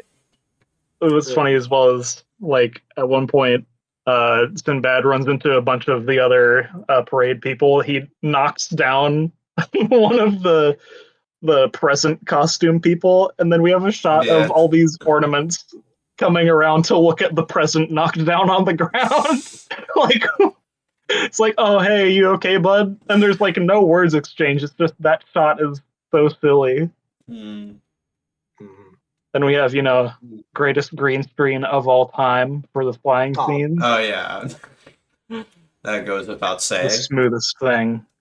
I will say, Arnie's catching Jamie when he falls makes some actual sense. Where he like catches him mid-fall, like from the side, so that he's gotten rid of a lot of the momentum that Jamie's had falling.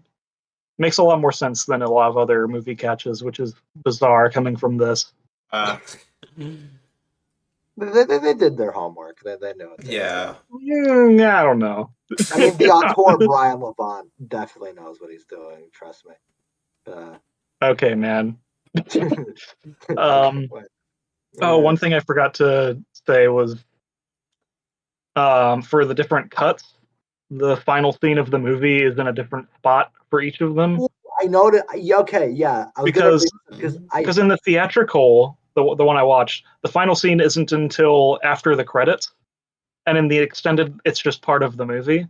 Yeah, I prefer it being after because I heard about. Yeah. Actually, I heard about this because I saw a tweet from James Rolfe, the Angry Video Game, there where he was like, "I just learned today that Jingle All the Way had a post-credit scene," and I was like, "Oh, it did." So I was like, "So it's coming up right," and I watched the extended. I think that was the one on my piracy site, and that one just played the ending right after. So I guess there wasn't, and I guess it's just like the one I watched, it was in the after credits. It's like when now he needs to get his wife a gift. Okay. That's kind of after all the trouble you went to get him a gift. I'm just wondering, what'd you get me? And we end the shot, zooming quickly in on Arnie's dark face. It's wonderful. It's the best ending shot. What a way to tease a sequel. But actually, I will say, if this movie did one off, that totally could have been shitty sequel bait. It never happened. But that would have been that would have been really stupid if they made a sequel out of that. It's wonderful. I love it so much. Lovely. This time he's got to find a present for his wife during Christmas. I think it would have just been like it would have been really weird and stupid. I don't think they would have ever done that. It was most like 100% just there as a joke, I imagine. So yeah. Anyways, anything else to note? No. I have thoroughly exhausted my knowledge of Jingle All the Way. Yes, truly a Christmas classic, and this is like my third year in a row watching it, as far as I remember. So yeah. Actually, no, never mind. I forgot to watch it last year. Oh well. I have seen it 3 times. Same here. Actually, I do remember one thing. This is really funny. Jingle All the Way is the last movie I have watched on Disney Plus before I stopped using it, and I think that's really funny. I can't, because I got it the first year it came out, then I canceled, and I was like, you know what? This is the last one. And like the day after, I couldn't use it anymore. So you know what? That was pretty good. One of the best offerings on that platform, I would say. So true. And yes, perfect movie, 6 out of 10. Same here. 6 out of 10. Dude, I'm not giving an ironic rating to this movie. How could I? It's a 10. Yes. There's no other option. That is perfectly it's fair. It's Jingle all the way. Also, this might be a dumb question, but is there like a behind the scenes? Why did they name this movie Jingle All the Way? I think it's because it's like a Christmas term. Yeah, is that it? I guess that's it. I don't know what you'd give. Probably just it. They use a song that's by that title in the movie. Yeah, but I guess so. It's not that important. What else? They should have made the movie Arnold Schwarzenegger needs to get his son a toy for Christmas. That would have been much more catchy. Yeah, that rolls way off the tongue. Exactly. I feel like that would kind of... I don't know. I feel like that would erase some of the charm of it. The fact that it's being like self-aware, I don't like that. I don't know. That is, I think, what's funny about it, because again, they don't call it like really the fact that it doesn't like wink at the camera, like, look at how buff Arnold is. He's almost like, and they're like, look at this, like this isn't this dumb. Like they never really do that, and I can respect that, and I'm glad. So yeah. I want my shitty Arnold kids movie. I don't want Deadpool and Wolverine. Thank you. Exactly. Yeah. And you know what? It's pretty fun. It represents that weird comedy period of Arnold's career. Well, maybe not as good as I gotta watch Junior. That movie looks awesome. But, I want to watch. I should watch Kindergarten Cop at some point. That movie is fun. I haven't seen it in a while, but I remember it being really funny. It is quite an entertaining film. I would definitely recommend. I think you said this earlier, Silver, but yeah, I think Kindergarten Cop also has a shitty sequel without Arnold in it. Yes. Yeah. So it's another thing. Yeah. I'll probably watch that at some point as well. Yay! This is what you watch instead of like good things. Yes. Well, it's. I mean, like, who said that it isn't good though? Well, okay. Well, me. I did. Better point. Yeah. I think that's all. It's funny we said we're gonna end this segment and we thought more. But it's an interesting movie. It's a time capsule, one might say, to the ancient times of 1990. 1996, one might say. But speaking of ancient old people movies that are boring, watch It's a Wonderful Life. Which actually, okay, before I even talk about the movie, I want to talk about like watching this was kind of annoying because I pulled this up on my piracy site, right? Getting it up, and it's like the colorized version they did in the 50s. Yeah, this is the first time this rewatch I was actually able to watch it in black and white because it's on Prime Video. Oh no, that's crazy. So yeah, because I was like, luckily I had a backup site and I did it on that, but I got on and I was like, okay. Yeah, I had to watch it in color on it, and honestly, it ruins the immersion for me. I definitely prefer the black and white version because it really just like blends in with the movie's vibe more for me. Also the fact is that those like early colorized versions of movies, they just don't feel natural. Yeah, I understand what they were trying to do, but it doesn't really. Yeah, well, I mean, a lot of that is because a lot of the movies they were from that era, they were made knowing they would be in black and white, so they were shot in ways that would complement that. So when you try to do otherwise, it just doesn't look natural, you know. So that all didn't track. You know what? Aside from that, well, fantastic movie. I think this is like I think probably the most well liked Christmas movie. Probably also This is the best. yeah, it's my This is yeah. Most get carried by like tradition. You watch them every year. The movie we just talked about is kind of carried by that, even if it's really funny. Yeah, unfortunately, I really wanted to rewatch this last year, but I kind of forgot to. So I've fallen off for a yeah, couple of years, so it's nice getting the excuse to this time because this is a lovely, lovely movie. Like yeah. wow, Yes, so this fun. is one of the best films ever made. I don't think that anyone would really want to contest You that know what? because it's just so I good. kind of agree. It's probably in my top 10, I even though I can't don't think of keep track of someone that at all. having a complaint with it. Like I actually, there's really not don't really have any anything. issues with this movie at all. It's Mm. it's It's wonderful. like there's not a scene in here that you could cut.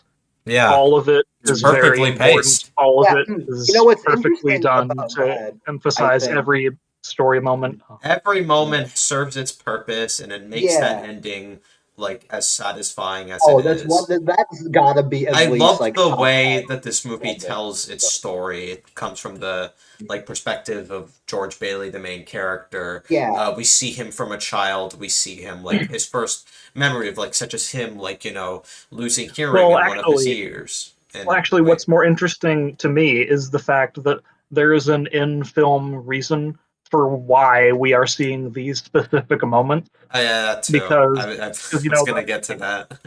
after we get to after the storybook opening, because this is based on a story Hmm. somebody else wrote. Hmm. We transition to these representations of like the Holy Trinity. It's not exactly like normal Christianity or something. It's got like this idea that humans become angels and they have to get their wings and stuff like that. Hmm. But then we have an in movie reason for why we're seeing these specific moments because the Trinity is showing Clarence all that he needs to know about George for Yeah. what he's going to have to do And Yeah. for it him. connects back to the plot, which I liked. Hmm. In general, the Yeah, opening, and what's like the first good? thing we see of this movie is just like I like the setup of it all. Just seeing these people, like the bright lights in the houses, just praying to this man, and it's a nice opening hook to see. Oh, who is this guy? He seems And to the have helped a more, lot of people, and it's like you see yeah, this like these nice sincere prayers from like different townspeople, and and when you rewatch it, all of these townspeople are significant to the yeah, film. yeah, Yeah. they'll come One back in thing some I've way. always found interesting about this movie is the whole like premise of it is like I think the thing like most famous about it is like the hypothetical, and they get to that where it's like George Bailey's like he wishes he was never born. You see the world where he never existed. And you see that whole thing only comes into play in like the last like I think what is it 30-35 minutes very Yeah, late, which Yeah, the isn't a actual problem. But I found magical that really element of the interesting movie on like is first viewing like because that's I think the main thing I knew about it, or at least is generally pop culture known about it, and that's like it's not. I can't even say it's what the movie's about because most of it is just building up George Bailey and his like past and like what got him to this point and like how he like all his emotions surrounding that, and it's all like super well done and like no make no mistake, I just find that really interesting because that's like very separate from what I think the general reputation of it is. But yeah, I wanted to note that I find that interesting. yeah, Great performance of James Stewart. This has got to be oh like yeah, I think one phenomenal. of the best lead performances in anything. He's like, oh my god, it's so good. He captures yeah. that range of like wide emotions so well when he's Very like when expressive. he goes Yeah. through so much shit that when you get to the end and he's like, I think the most like I think famous scene in the movie when he's like running around to the end, he's like, oh my god, like Merry Christmas, going to everybody. Like that bit is like so satisfying after It's It's everything. pure joy. just pure joy. Yeah, in general, probably one of my favorite endings to a movie, period. Like, honestly just, really a nice payoff of all the build up throughout the movie, which I guess we could start breaking down a lot of like that when it comes to George's like life, because we are essentially seeing this movie like you said, there's an in plot reason when it comes to the opening with like the guardian angel kind of establishing all that, and then having it tied back into the story as we see like glimpses of this guy's life. And yeah, it's a very good. It's like I think it's a very good like just a very well structured movie in that way. Certainly. I was going to take notes for this entire movie last night, but then I got like way too tired, so I literally wrote down, "I'm gonna go off memory for the rest of this. I'm too wiped out to write more." but This, yeah. I mean, there's but probably like, like a lot of details you can note. And like a part of me was like, man, I feel like I should have taken more notes, but I just enjoyed this movie too much. yeah, it's like, oh, you get just sucked in. Yeah, you It's get too so good. sucked in to the point where you're like, man, I don't know, there's probably other Like, I details I don't want missed. to write down things. I just like, I want to pay I attention. just want to see like I just want to see George make it through it. Like I've seen this movie before, I know how it goes, but man, that ending is just so satisfying to see. So beautiful. Genuinely. It's a beautiful movie Yeah, in so It's yeah, many one ways. of the best. Uh, 100%. I mean, we can't give all the credit to Jimmy Stewart because, like, a fantastic actor as he is, this might even be his best performance. I've seen other films where he's He's good uh, in Vertigo. wonderful. Oh yeah, I've he's also great. seen That's like the Mr. one Smith other Goes to movie I think I've seen Washington. him in. I've seen Mr. Smith Goes to Washington. That's another wonderful film, as well as it's like The Man Who Shot Liberty Valance. That's wonderful as He's well. great in Harvey. I Yes, like that. Harvey. I love Harvey so much. It's such a He's stupid movie. great I in love the fourth American Tail movie. Oh, I forgot. That's like his last We don't role. talk That's about that. crazy. Correct. Like, I don't know I, why. I, The reason I brought that up, I'm scrolling. I was literally scrolling for what he's acted in, and then I just saw that, and I was like, what? Oh that no. is so funny. But I was gonna say we can't give all the credit to him because I'm certain everyone in this movie brings their A game, if Oh, not yeah. higher than that. Because like Yeah. I'm like Such I an have like the amazing movie cast. running in the corner as I'm talking about it. Mhm.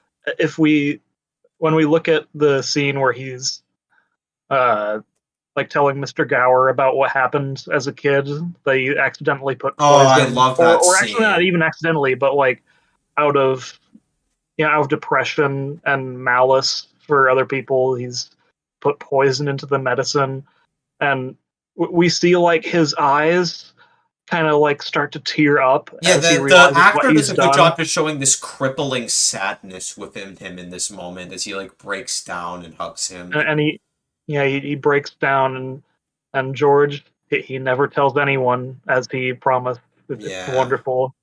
So it's wonderful, just like this movie. I get it. It's like the title. Yes. And we even see like what will happen to him, in the timeline without Yeah, I George. remember when I But saw that, also I was like, oh that's also a little bit no. of a setup because uh, the first time that we see him in the film is a shot like from behind a door and he's drinking. Mm, It's like, Ah, oh, yeah. that's, hmm. I'm and I I also assuming like that's like, they're like probably like, here. this is another one of those movies where I feel like a lot of it is kind of like, there's a lot of different details that you could probably notice when it comes to like how everything is established beforehand, before Yeah, like because a lot Clarence of the is movie introduced is fully, and it like, is a lot of just establishment of different characters and ideas. When you do get to that climax where it's like you see what would happen if George didn't like affect their lives, it's like okay, oh shit, yeah, all this does come into play really well. And I I love the atmosphere of that final act so much. Like everything is just so off from what every is established. It's so it's so good. haunting. Like the Terrifying. the scene where George is like he runs over and he's chasing down Mary, but obviously Mary doesn't know him in this, and there's like that such uncomfortable, like almost horror like atmosphere. It's so well done. I love that yeah, scene. the emotion with that portion Mm. of the movie was done well, and James Stewart does perfectly shows off like the emotion within this situation really well. See, I cannot possibly get through this movie without crying at least twice. That is fair. It's that good. But I have to say, like, after I stopped taking notes, I still kept noticing so many details that mattered so much, and I was like, dude, I want to make like the longest video ever praising every single thing in this movie because it's so incredibly good. There's not like a single action or acting bit, anything that I can fault it for. The only thing I could possibly fault it for is like some awkward cuts. Oh And yeah, that's- yeah. I think I that's, like, actually really noticed that at stretching some it point, forward. but I actually Yeah. kind of noticed it. But like honestly, that is not yeah. That's like nothing. That something really I is noticed, like, nothing. see, something I noticed this time around that I hadn't before is when George is talking to his dad at the dinner table for the final time that he'll ever get to talk to his dad. Yeah. Like, if you pay attention to how the dad is talking and acting, you can kind of tell that he knows he's going to die soon. He doesn't know, like, necessarily he's going to die today, but you can tell based on his tone, everything he says. It's like, oh. Subtle And then nuances it like just that. adds to the tragedy of later because George was so dismissive of wanting to be, part of the building and loan, even though Yeah. realistically he is the Oh best my man for god, his yeah, it job. does make sense now because he's literally like talking about the bank and whatnot and taking it on. Man, I actually didn't think Yeah. about that. But yeah, that makes that whole There's so much subtle scene stuff so like much that, more though. sadder.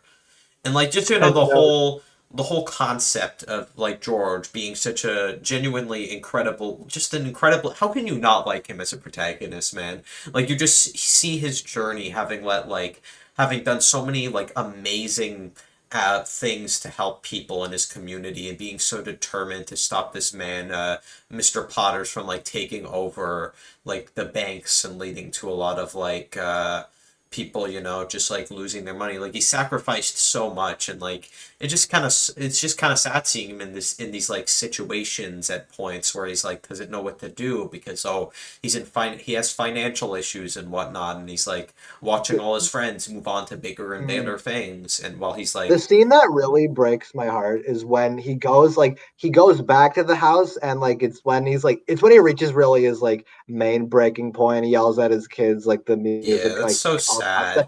scene is yeah, so because he's sad not because drunk anymore at obviously, that point. Hmm. yeah, because obviously you could tell he's acting like irrationally, but considering how much has just been built up and shit on him this entire time, you're like, yeah, he kind of fucking earned that. It's so sad, but and then it all flips at the end too. It's so sweet. I love that so much. Yeah, and to compliment uh, the protagonist of this movie even more, he's not perfect, not even close. Like even when we look at what he does as a kid, he's like really rude to Mary and Violet. Oh yeah, It's like definitely. Violet's like, "Help me down, help you down." He's like offended at the idea of helping her down, and Yeah. he says he even calls Mary brainless when she doesn't know about like exploring stuff. Yeah, exactly. When it There's a comes scene at to the dance at where he's points like, when it comes to him in his like dreams in that way, and it kind of makes him Oh, like and yeah, at like those I'm like points at the start. Oh. I'm like really close to the bit where like Marty wants George to like dance with Mary at the graduation celebration, and Mary's like with this other guy that she clearly doesn't really like, and he's like, "Hey, I was dancing with her," and he's like, "Oh, why don't you stop being so annoying to people?" And then you see him in the next scene, and he gets so No, mad no, no, no, over no. this. He It's great because like he's like, I wrote it down. Hold on a sec. It's why don't you stop annoying people? Well, I'm sorry. Hey, It's like he was going to be polite. He's like, wait a minute, I just got insulted. Yeah, he gets so pissed over this that he starts pressing the switch and then gets everyone to fall and trip into the pool. Yeah, because one of his friends tells him, it's like, hey, you know that this thing right here, it opens up into a pool? I found that moment gap. really funny. Like, why does this guy just really wants him to press the button? Like, he really wants to see everybody go in the pool. He just wants to stir chaos. He's just having fun. I love it. That's funny. And then after George and Mary fall in, a bunch of people start jumping in, and the host of the party, he's like, oh, no. Oh, well, and then he jumps in too. Yeah, he's even the guy who pressed the switch even jumps in as well. It's like this movie, as many subject matters that it covers so maturely, and it's very dark at points. It's extremely funny. Like when you pay attention to everything, it's very funny. It has a great sense of tone. It never messes up anything. It feels as if you're having a natural transition to stuff. Yeah, definitely. It's paced so well too. This it's a little over 2 hours, but just flies by. Really, everything flows together timeline wise so naturally. Yeah. We also should give some credit. This also has one of the best antagonists in any movie ever, Mr. Potter. Oh yeah, I was gonna mention him. I love that guy. The performance, just everything about him being this angry, just this bitter businessman who just. I love him because it's kind of a cartoonish character to have, the evil businessman that might shut the thing down. But he's played so naturally, it doesn't feel too over. He's played very straight. And all of his lines very well reflect his character. It never feels as if he couldn't possibly exist in real life. No, he does. Yeah. There are people like this in real life. People so absorbed by greed and success to the point where they're just numb to the issues that people may face, and it's just I think he just works really well as an ongoing antagonist and a big because he works as an antithesis to George, because at literally one point he's like, everyone in this town hates me, but I hate everyone, so that makes it all even. Exactly. But it's well, he doesn't have friends at all. Unless you count his bodyguard. Even when he just works for him. Or some guy who's telling him, hey, the Bailey Building and Loan, they're doing a really good job out there, and it's cutting in on your business, and it's no skin off my nose. Because he doesn't care. He doesn't care what happens to Potter. Yeah. If he doesn't work with Potter, he's probably going to go ask the Baileys for a job. Mm-hmm.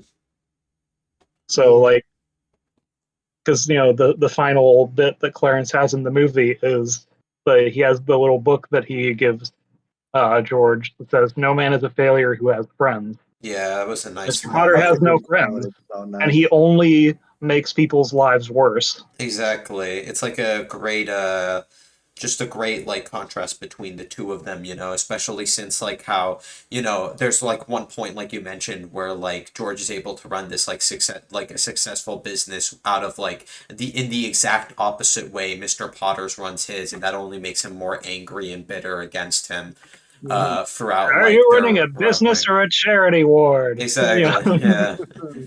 Yeah, I do love that they include him in the run during the when he's Merry Christmas, and then he goes to Mr. Potter and just he scoffs it off. I like that part. That's wholesome. But hey, Merry Christmas, Mr. Potter, and a Happy New Year to you. Yeah, this man, it's so nice seeing him so overjoyed about being having. Over his life that he's even wishing a Merry Christmas to the man that's been he's just so cheerful. Mr. Potter's been this horrible person ever since he was a kid, even. Yeah. Yeah. That whole message of it, I think, is what really resonates with me the most with this movie. The fact that there's just the thing about appreciating the little impacts you have on people that you don't even really realize. That's one of my favorite messages. Because honestly, it's often hard to realize this type of stuff because you're so overwhelmed by these problems you face in society. like to the point where they like negatively impact your life to the point where you like where it brings George to this like breaking point where he faces these financial issues and just like comparing yourself to others. It's like a problem I think like a lot of people can like Yeah, relate yeah, to and definitely, face in some way. And I definitely. think it's like I love movies that have those type of messages that can appeal to Yeah, Yeah, the like a way lot of just like people and see and are still delivered very powerfully, like in this movie. the greatest thing to me is like this movie is probably the greatest case against suicide like ever made Yeah. because mm, yeah, it will never ever be a good thing. As much as people may sometimes think that getting rid of themselves will make things easier on others, it's just not true. No matter what happens, like the smallest thing that you do for someone, it might save their lives. You don't know. Yeah, there's a exactly. reason why this Something. like this movie's premise has become so iconic when it comes to like big pop culture stuff, you know, because it's See, like Exactly. this it's is why for It a related was long and so good they time connected with did it so in many Shrek people. 4. this is why for a long time that Meet the Robinsons was my favorite Disney movie because it has a similar idea to it that Mhm. the very smallest things that you can do to someone's life can change it forever. And Oh, yeah, it does do you know, that I too. always have to keep that in mind whenever I'm having a depressive state. Like the smallest thing that I can do, if I smile at someone if they're having a bad day, that might change everything for them. Yeah. You just don't know. Mm. A man And leaves they an awful communicate. hole when he's not there.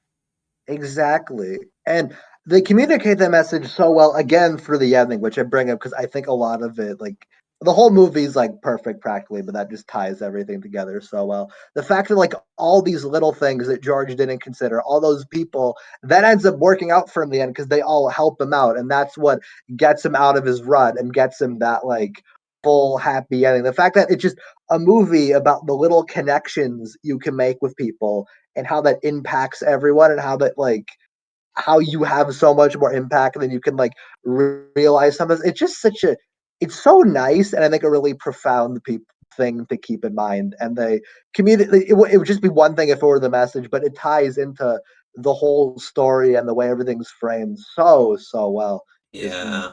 incredible incredible stuff Yeah. uh What was I gonna say? Oh, you know what?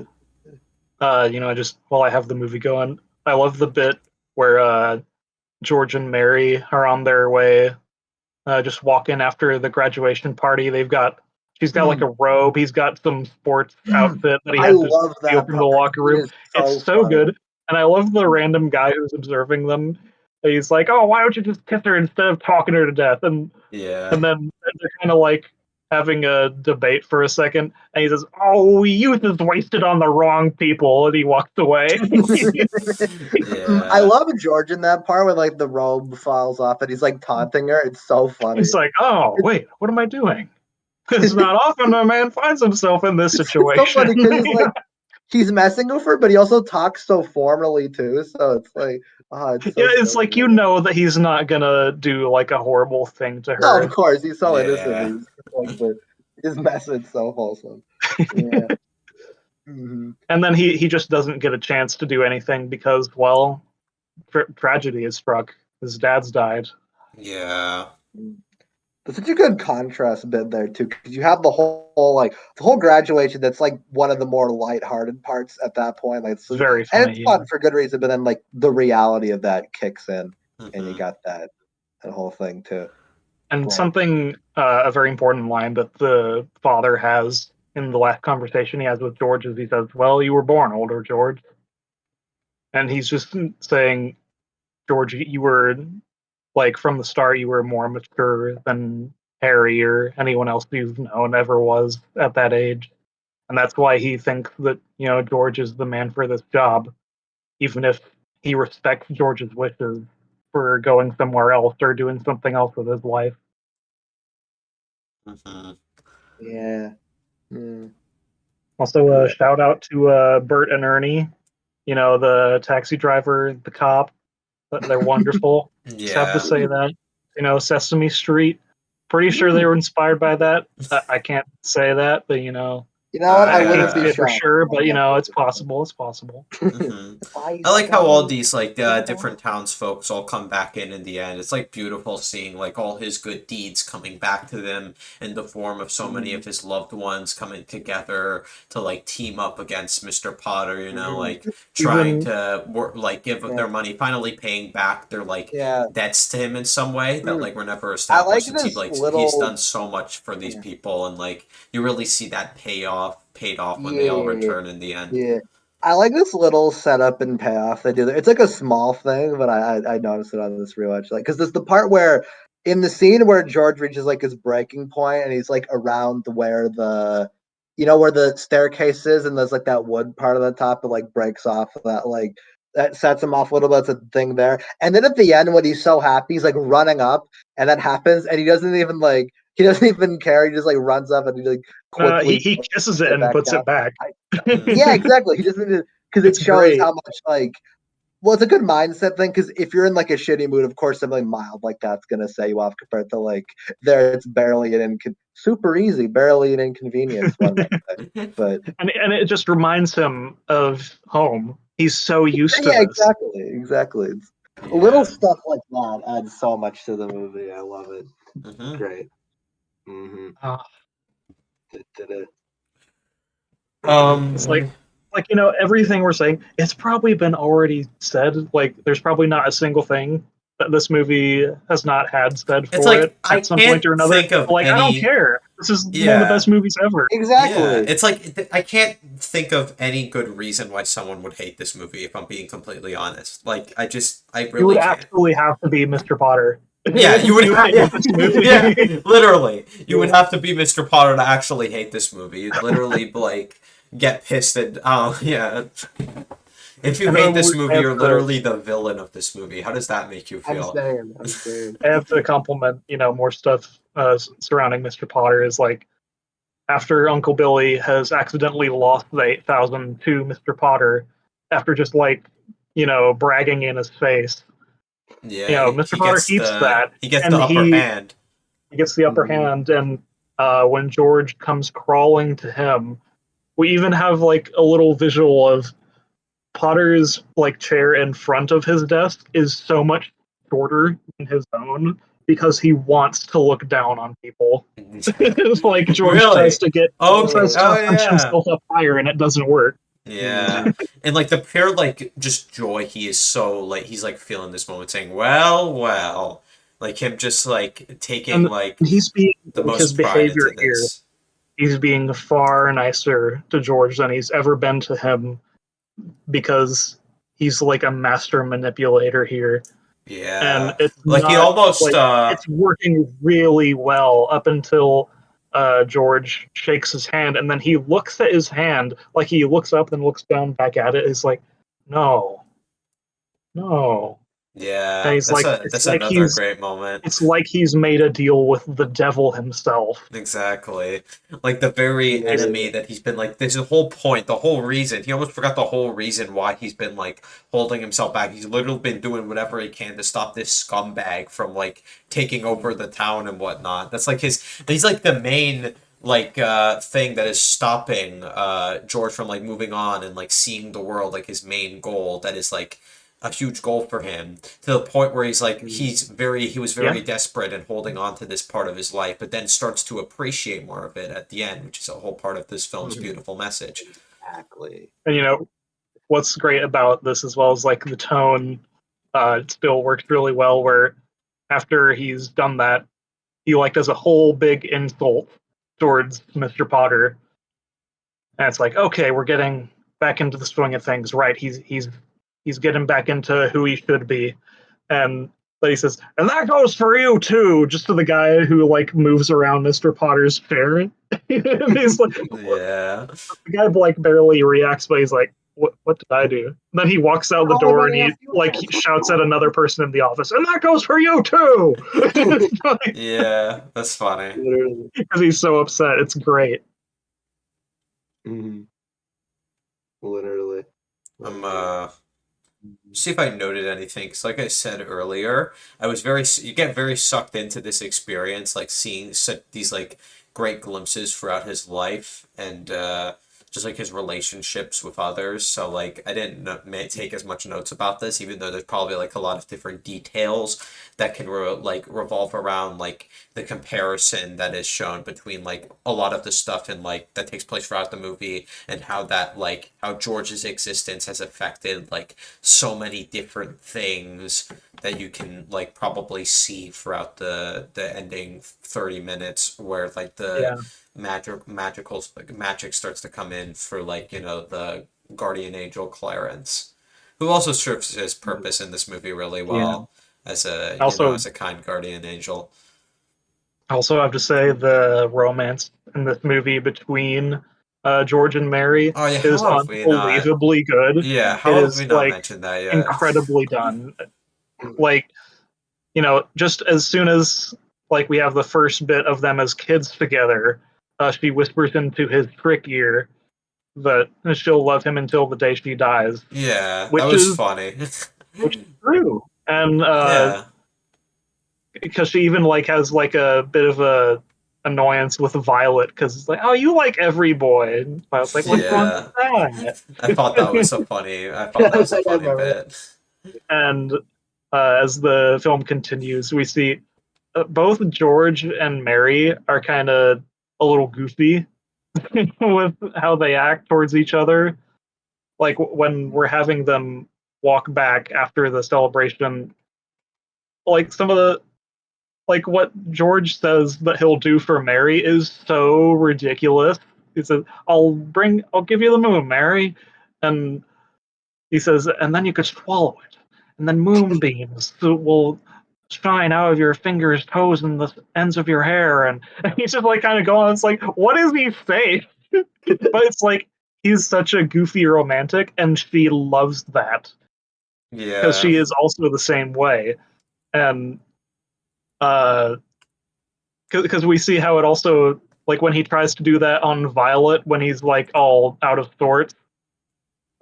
He's like, oh, then we'll go up to like the mountain and we'll take off our feet and run around in the grass. And she's like, what?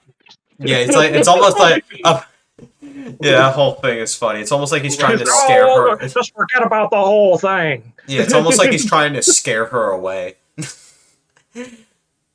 it's it's like he wasn't trying to, but she's just like, what? You're so what? You're not who I thought you. What's wrong with you? Yeah, actually, yeah, probably not trying to.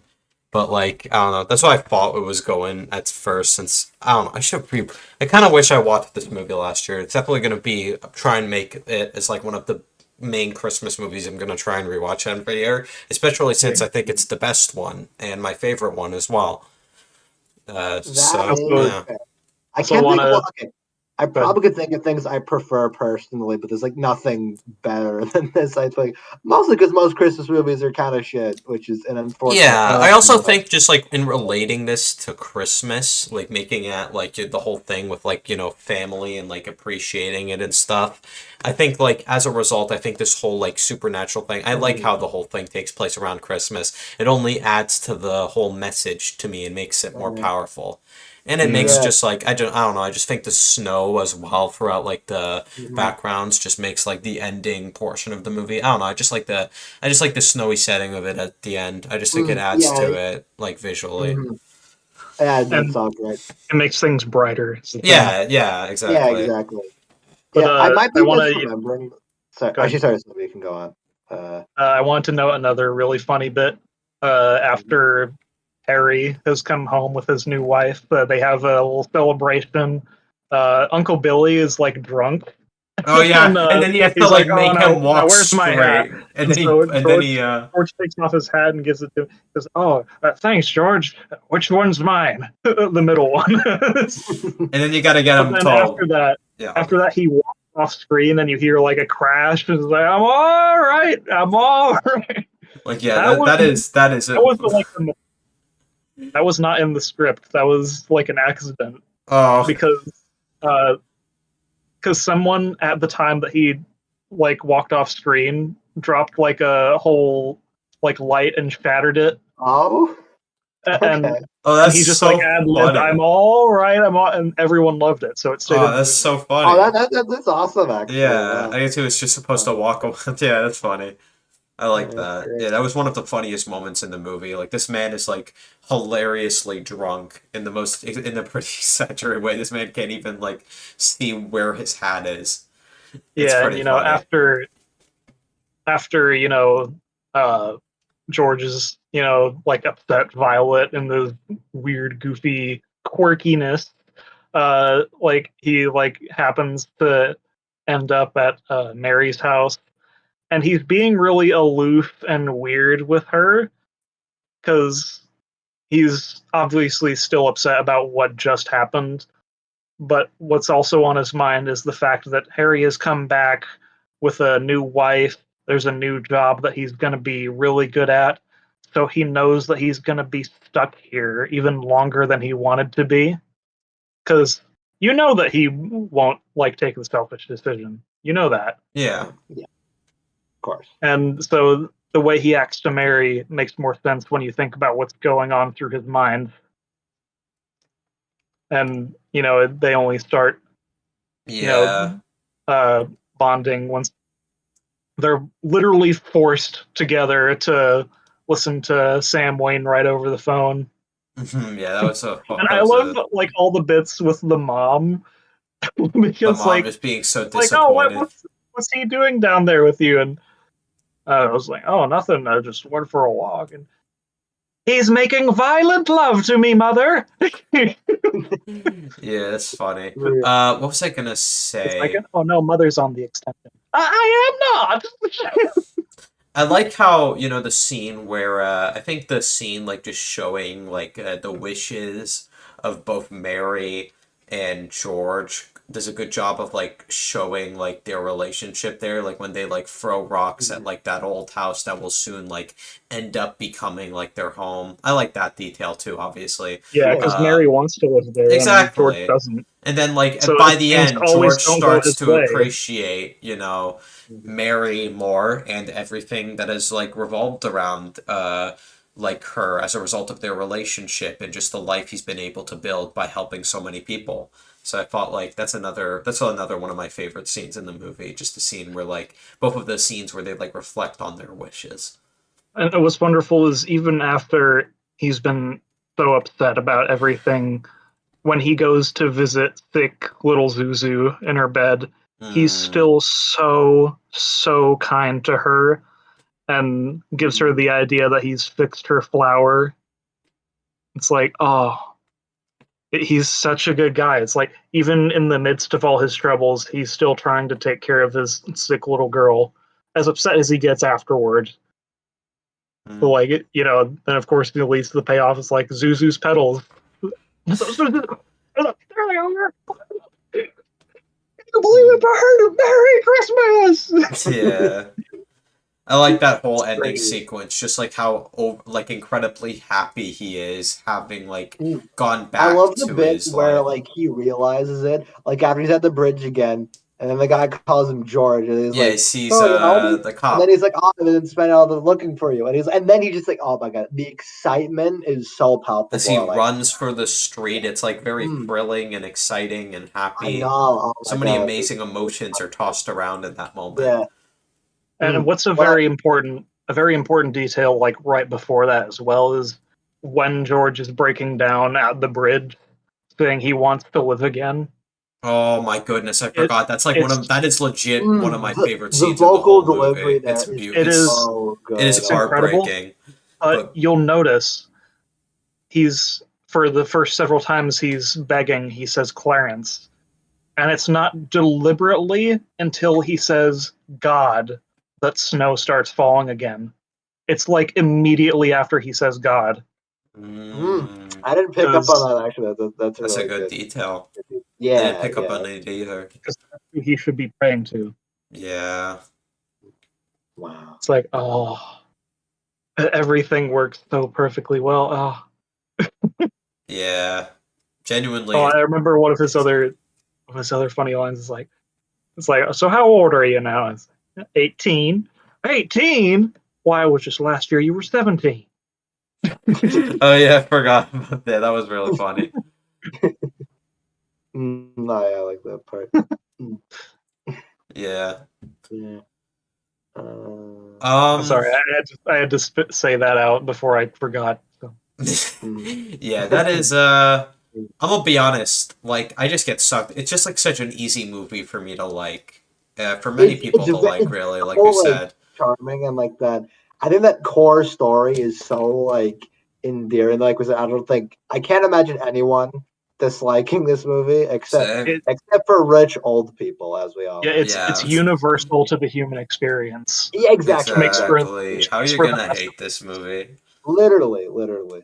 It makes for the best films because they're always going to be remembered. They're going to resonate with everybody. The Wild Robot was really good, regardless of what you think about it. That's a movie that's going to stick with people. Mm-hmm.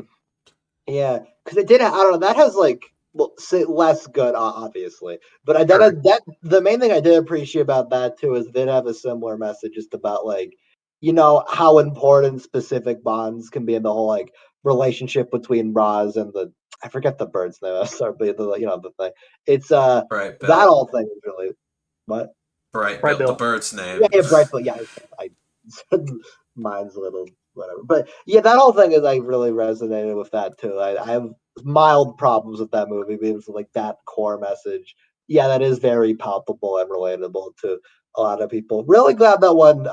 Actually, I don't know how well it did overall box office, but I think it It had did pretty pretty good. good, it seemed. I mean, they're Yeah, making a it sequel that had might a be good based enough off like the word of mouth. second book they I made. think.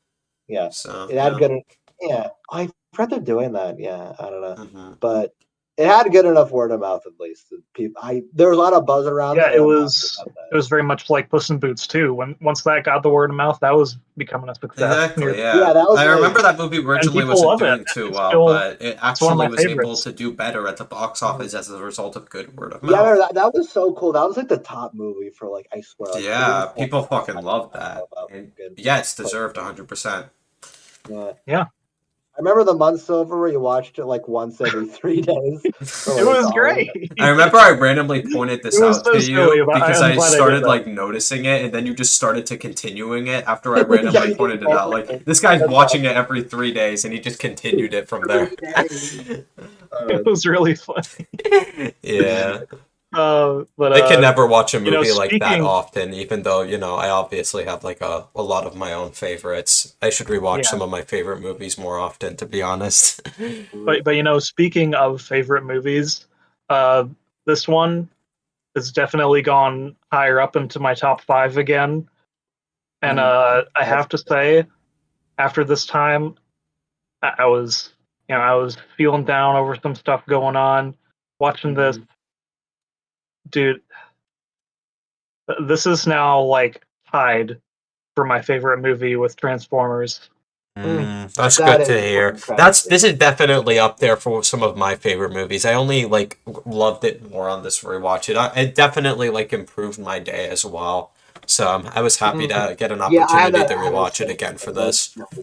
unwind, watch that. It was great, fantastic stuff overall. Do you have any? I'm kind of good on it. I think you covered it really well. Silver, do you have any extra notes before we wrap it up or anything?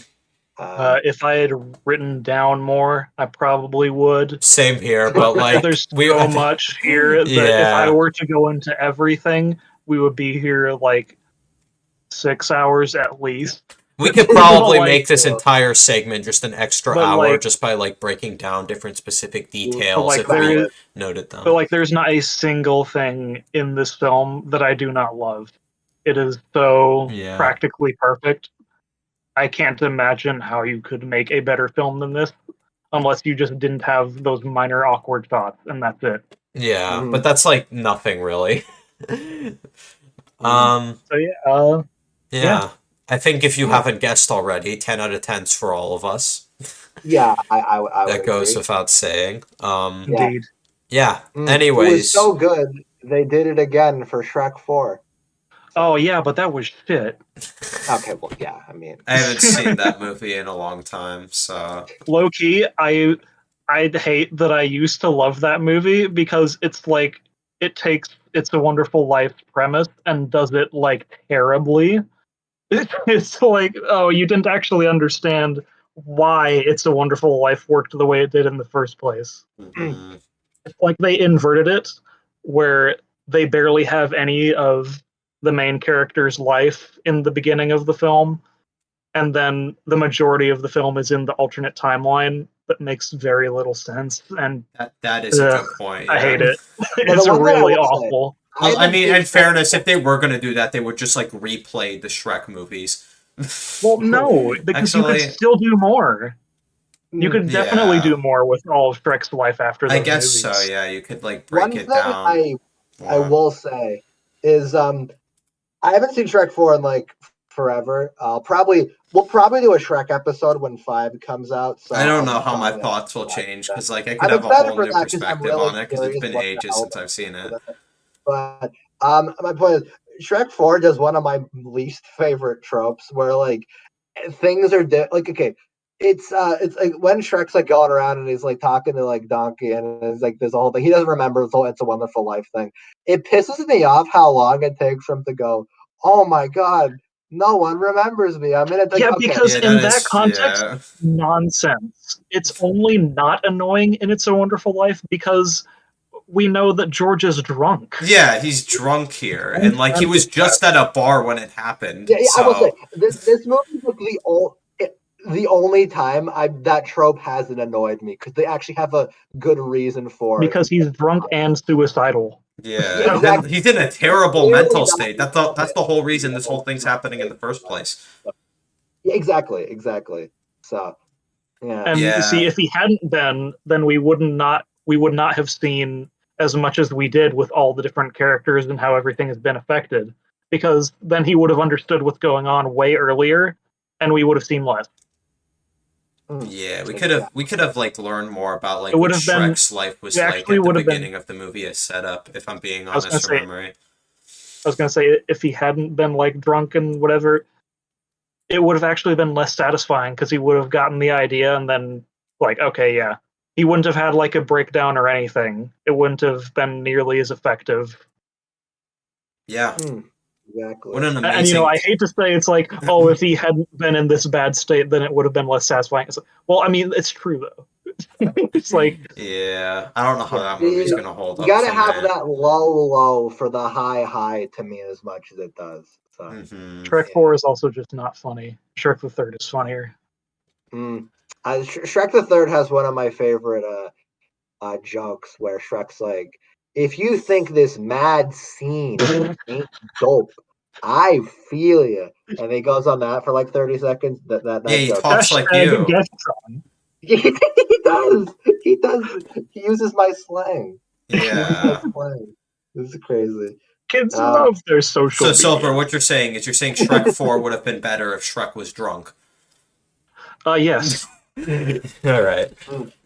that makes it sense. still would have been terrible, but it would have been better.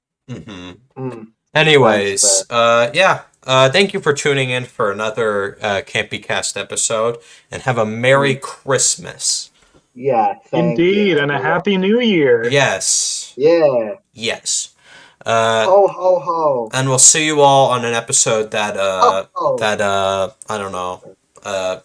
Actually, we do kind of know what next episode's gonna Oh yeah, we be. do. Uh, It's gonna come out. Okay, this is gonna be a very cheesy and stupid way to hint at it, but let's just say it's gonna come out faster than usual.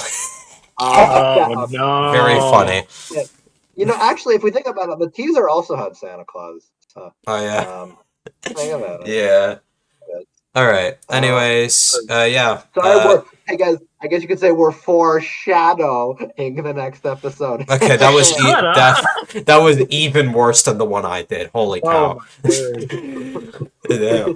And you could have assumed it was like Fast and the Furious, but It's the never Sonic mind. movies, by the way. In case Oh you can't get wow. that, Oh, in case you somehow you couldn't notice mistake.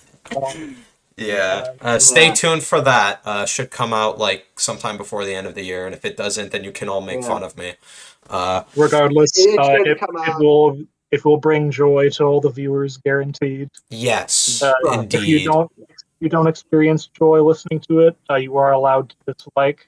I'm giving you Yeah. permission from beyond the episode. Just letting you know. Yeah. Yeah. Yeah, if you do Get not enjoy this next episode, you are basically Mr. Potter. Oh, Every time a yeah. Campy Cast episode gets a dislike, Anthony loses his Christmas hat. What? There we go. Look, it fits the. It's like I couldn't think of How many Okay. Christmas hats does he have to lose before Exactly. he gets out? Exactly. I was gonna say loses his nose, but that makes even less sense. So, Okay. Yeah. Anyways, bye-bye. Bye-bye, everybody.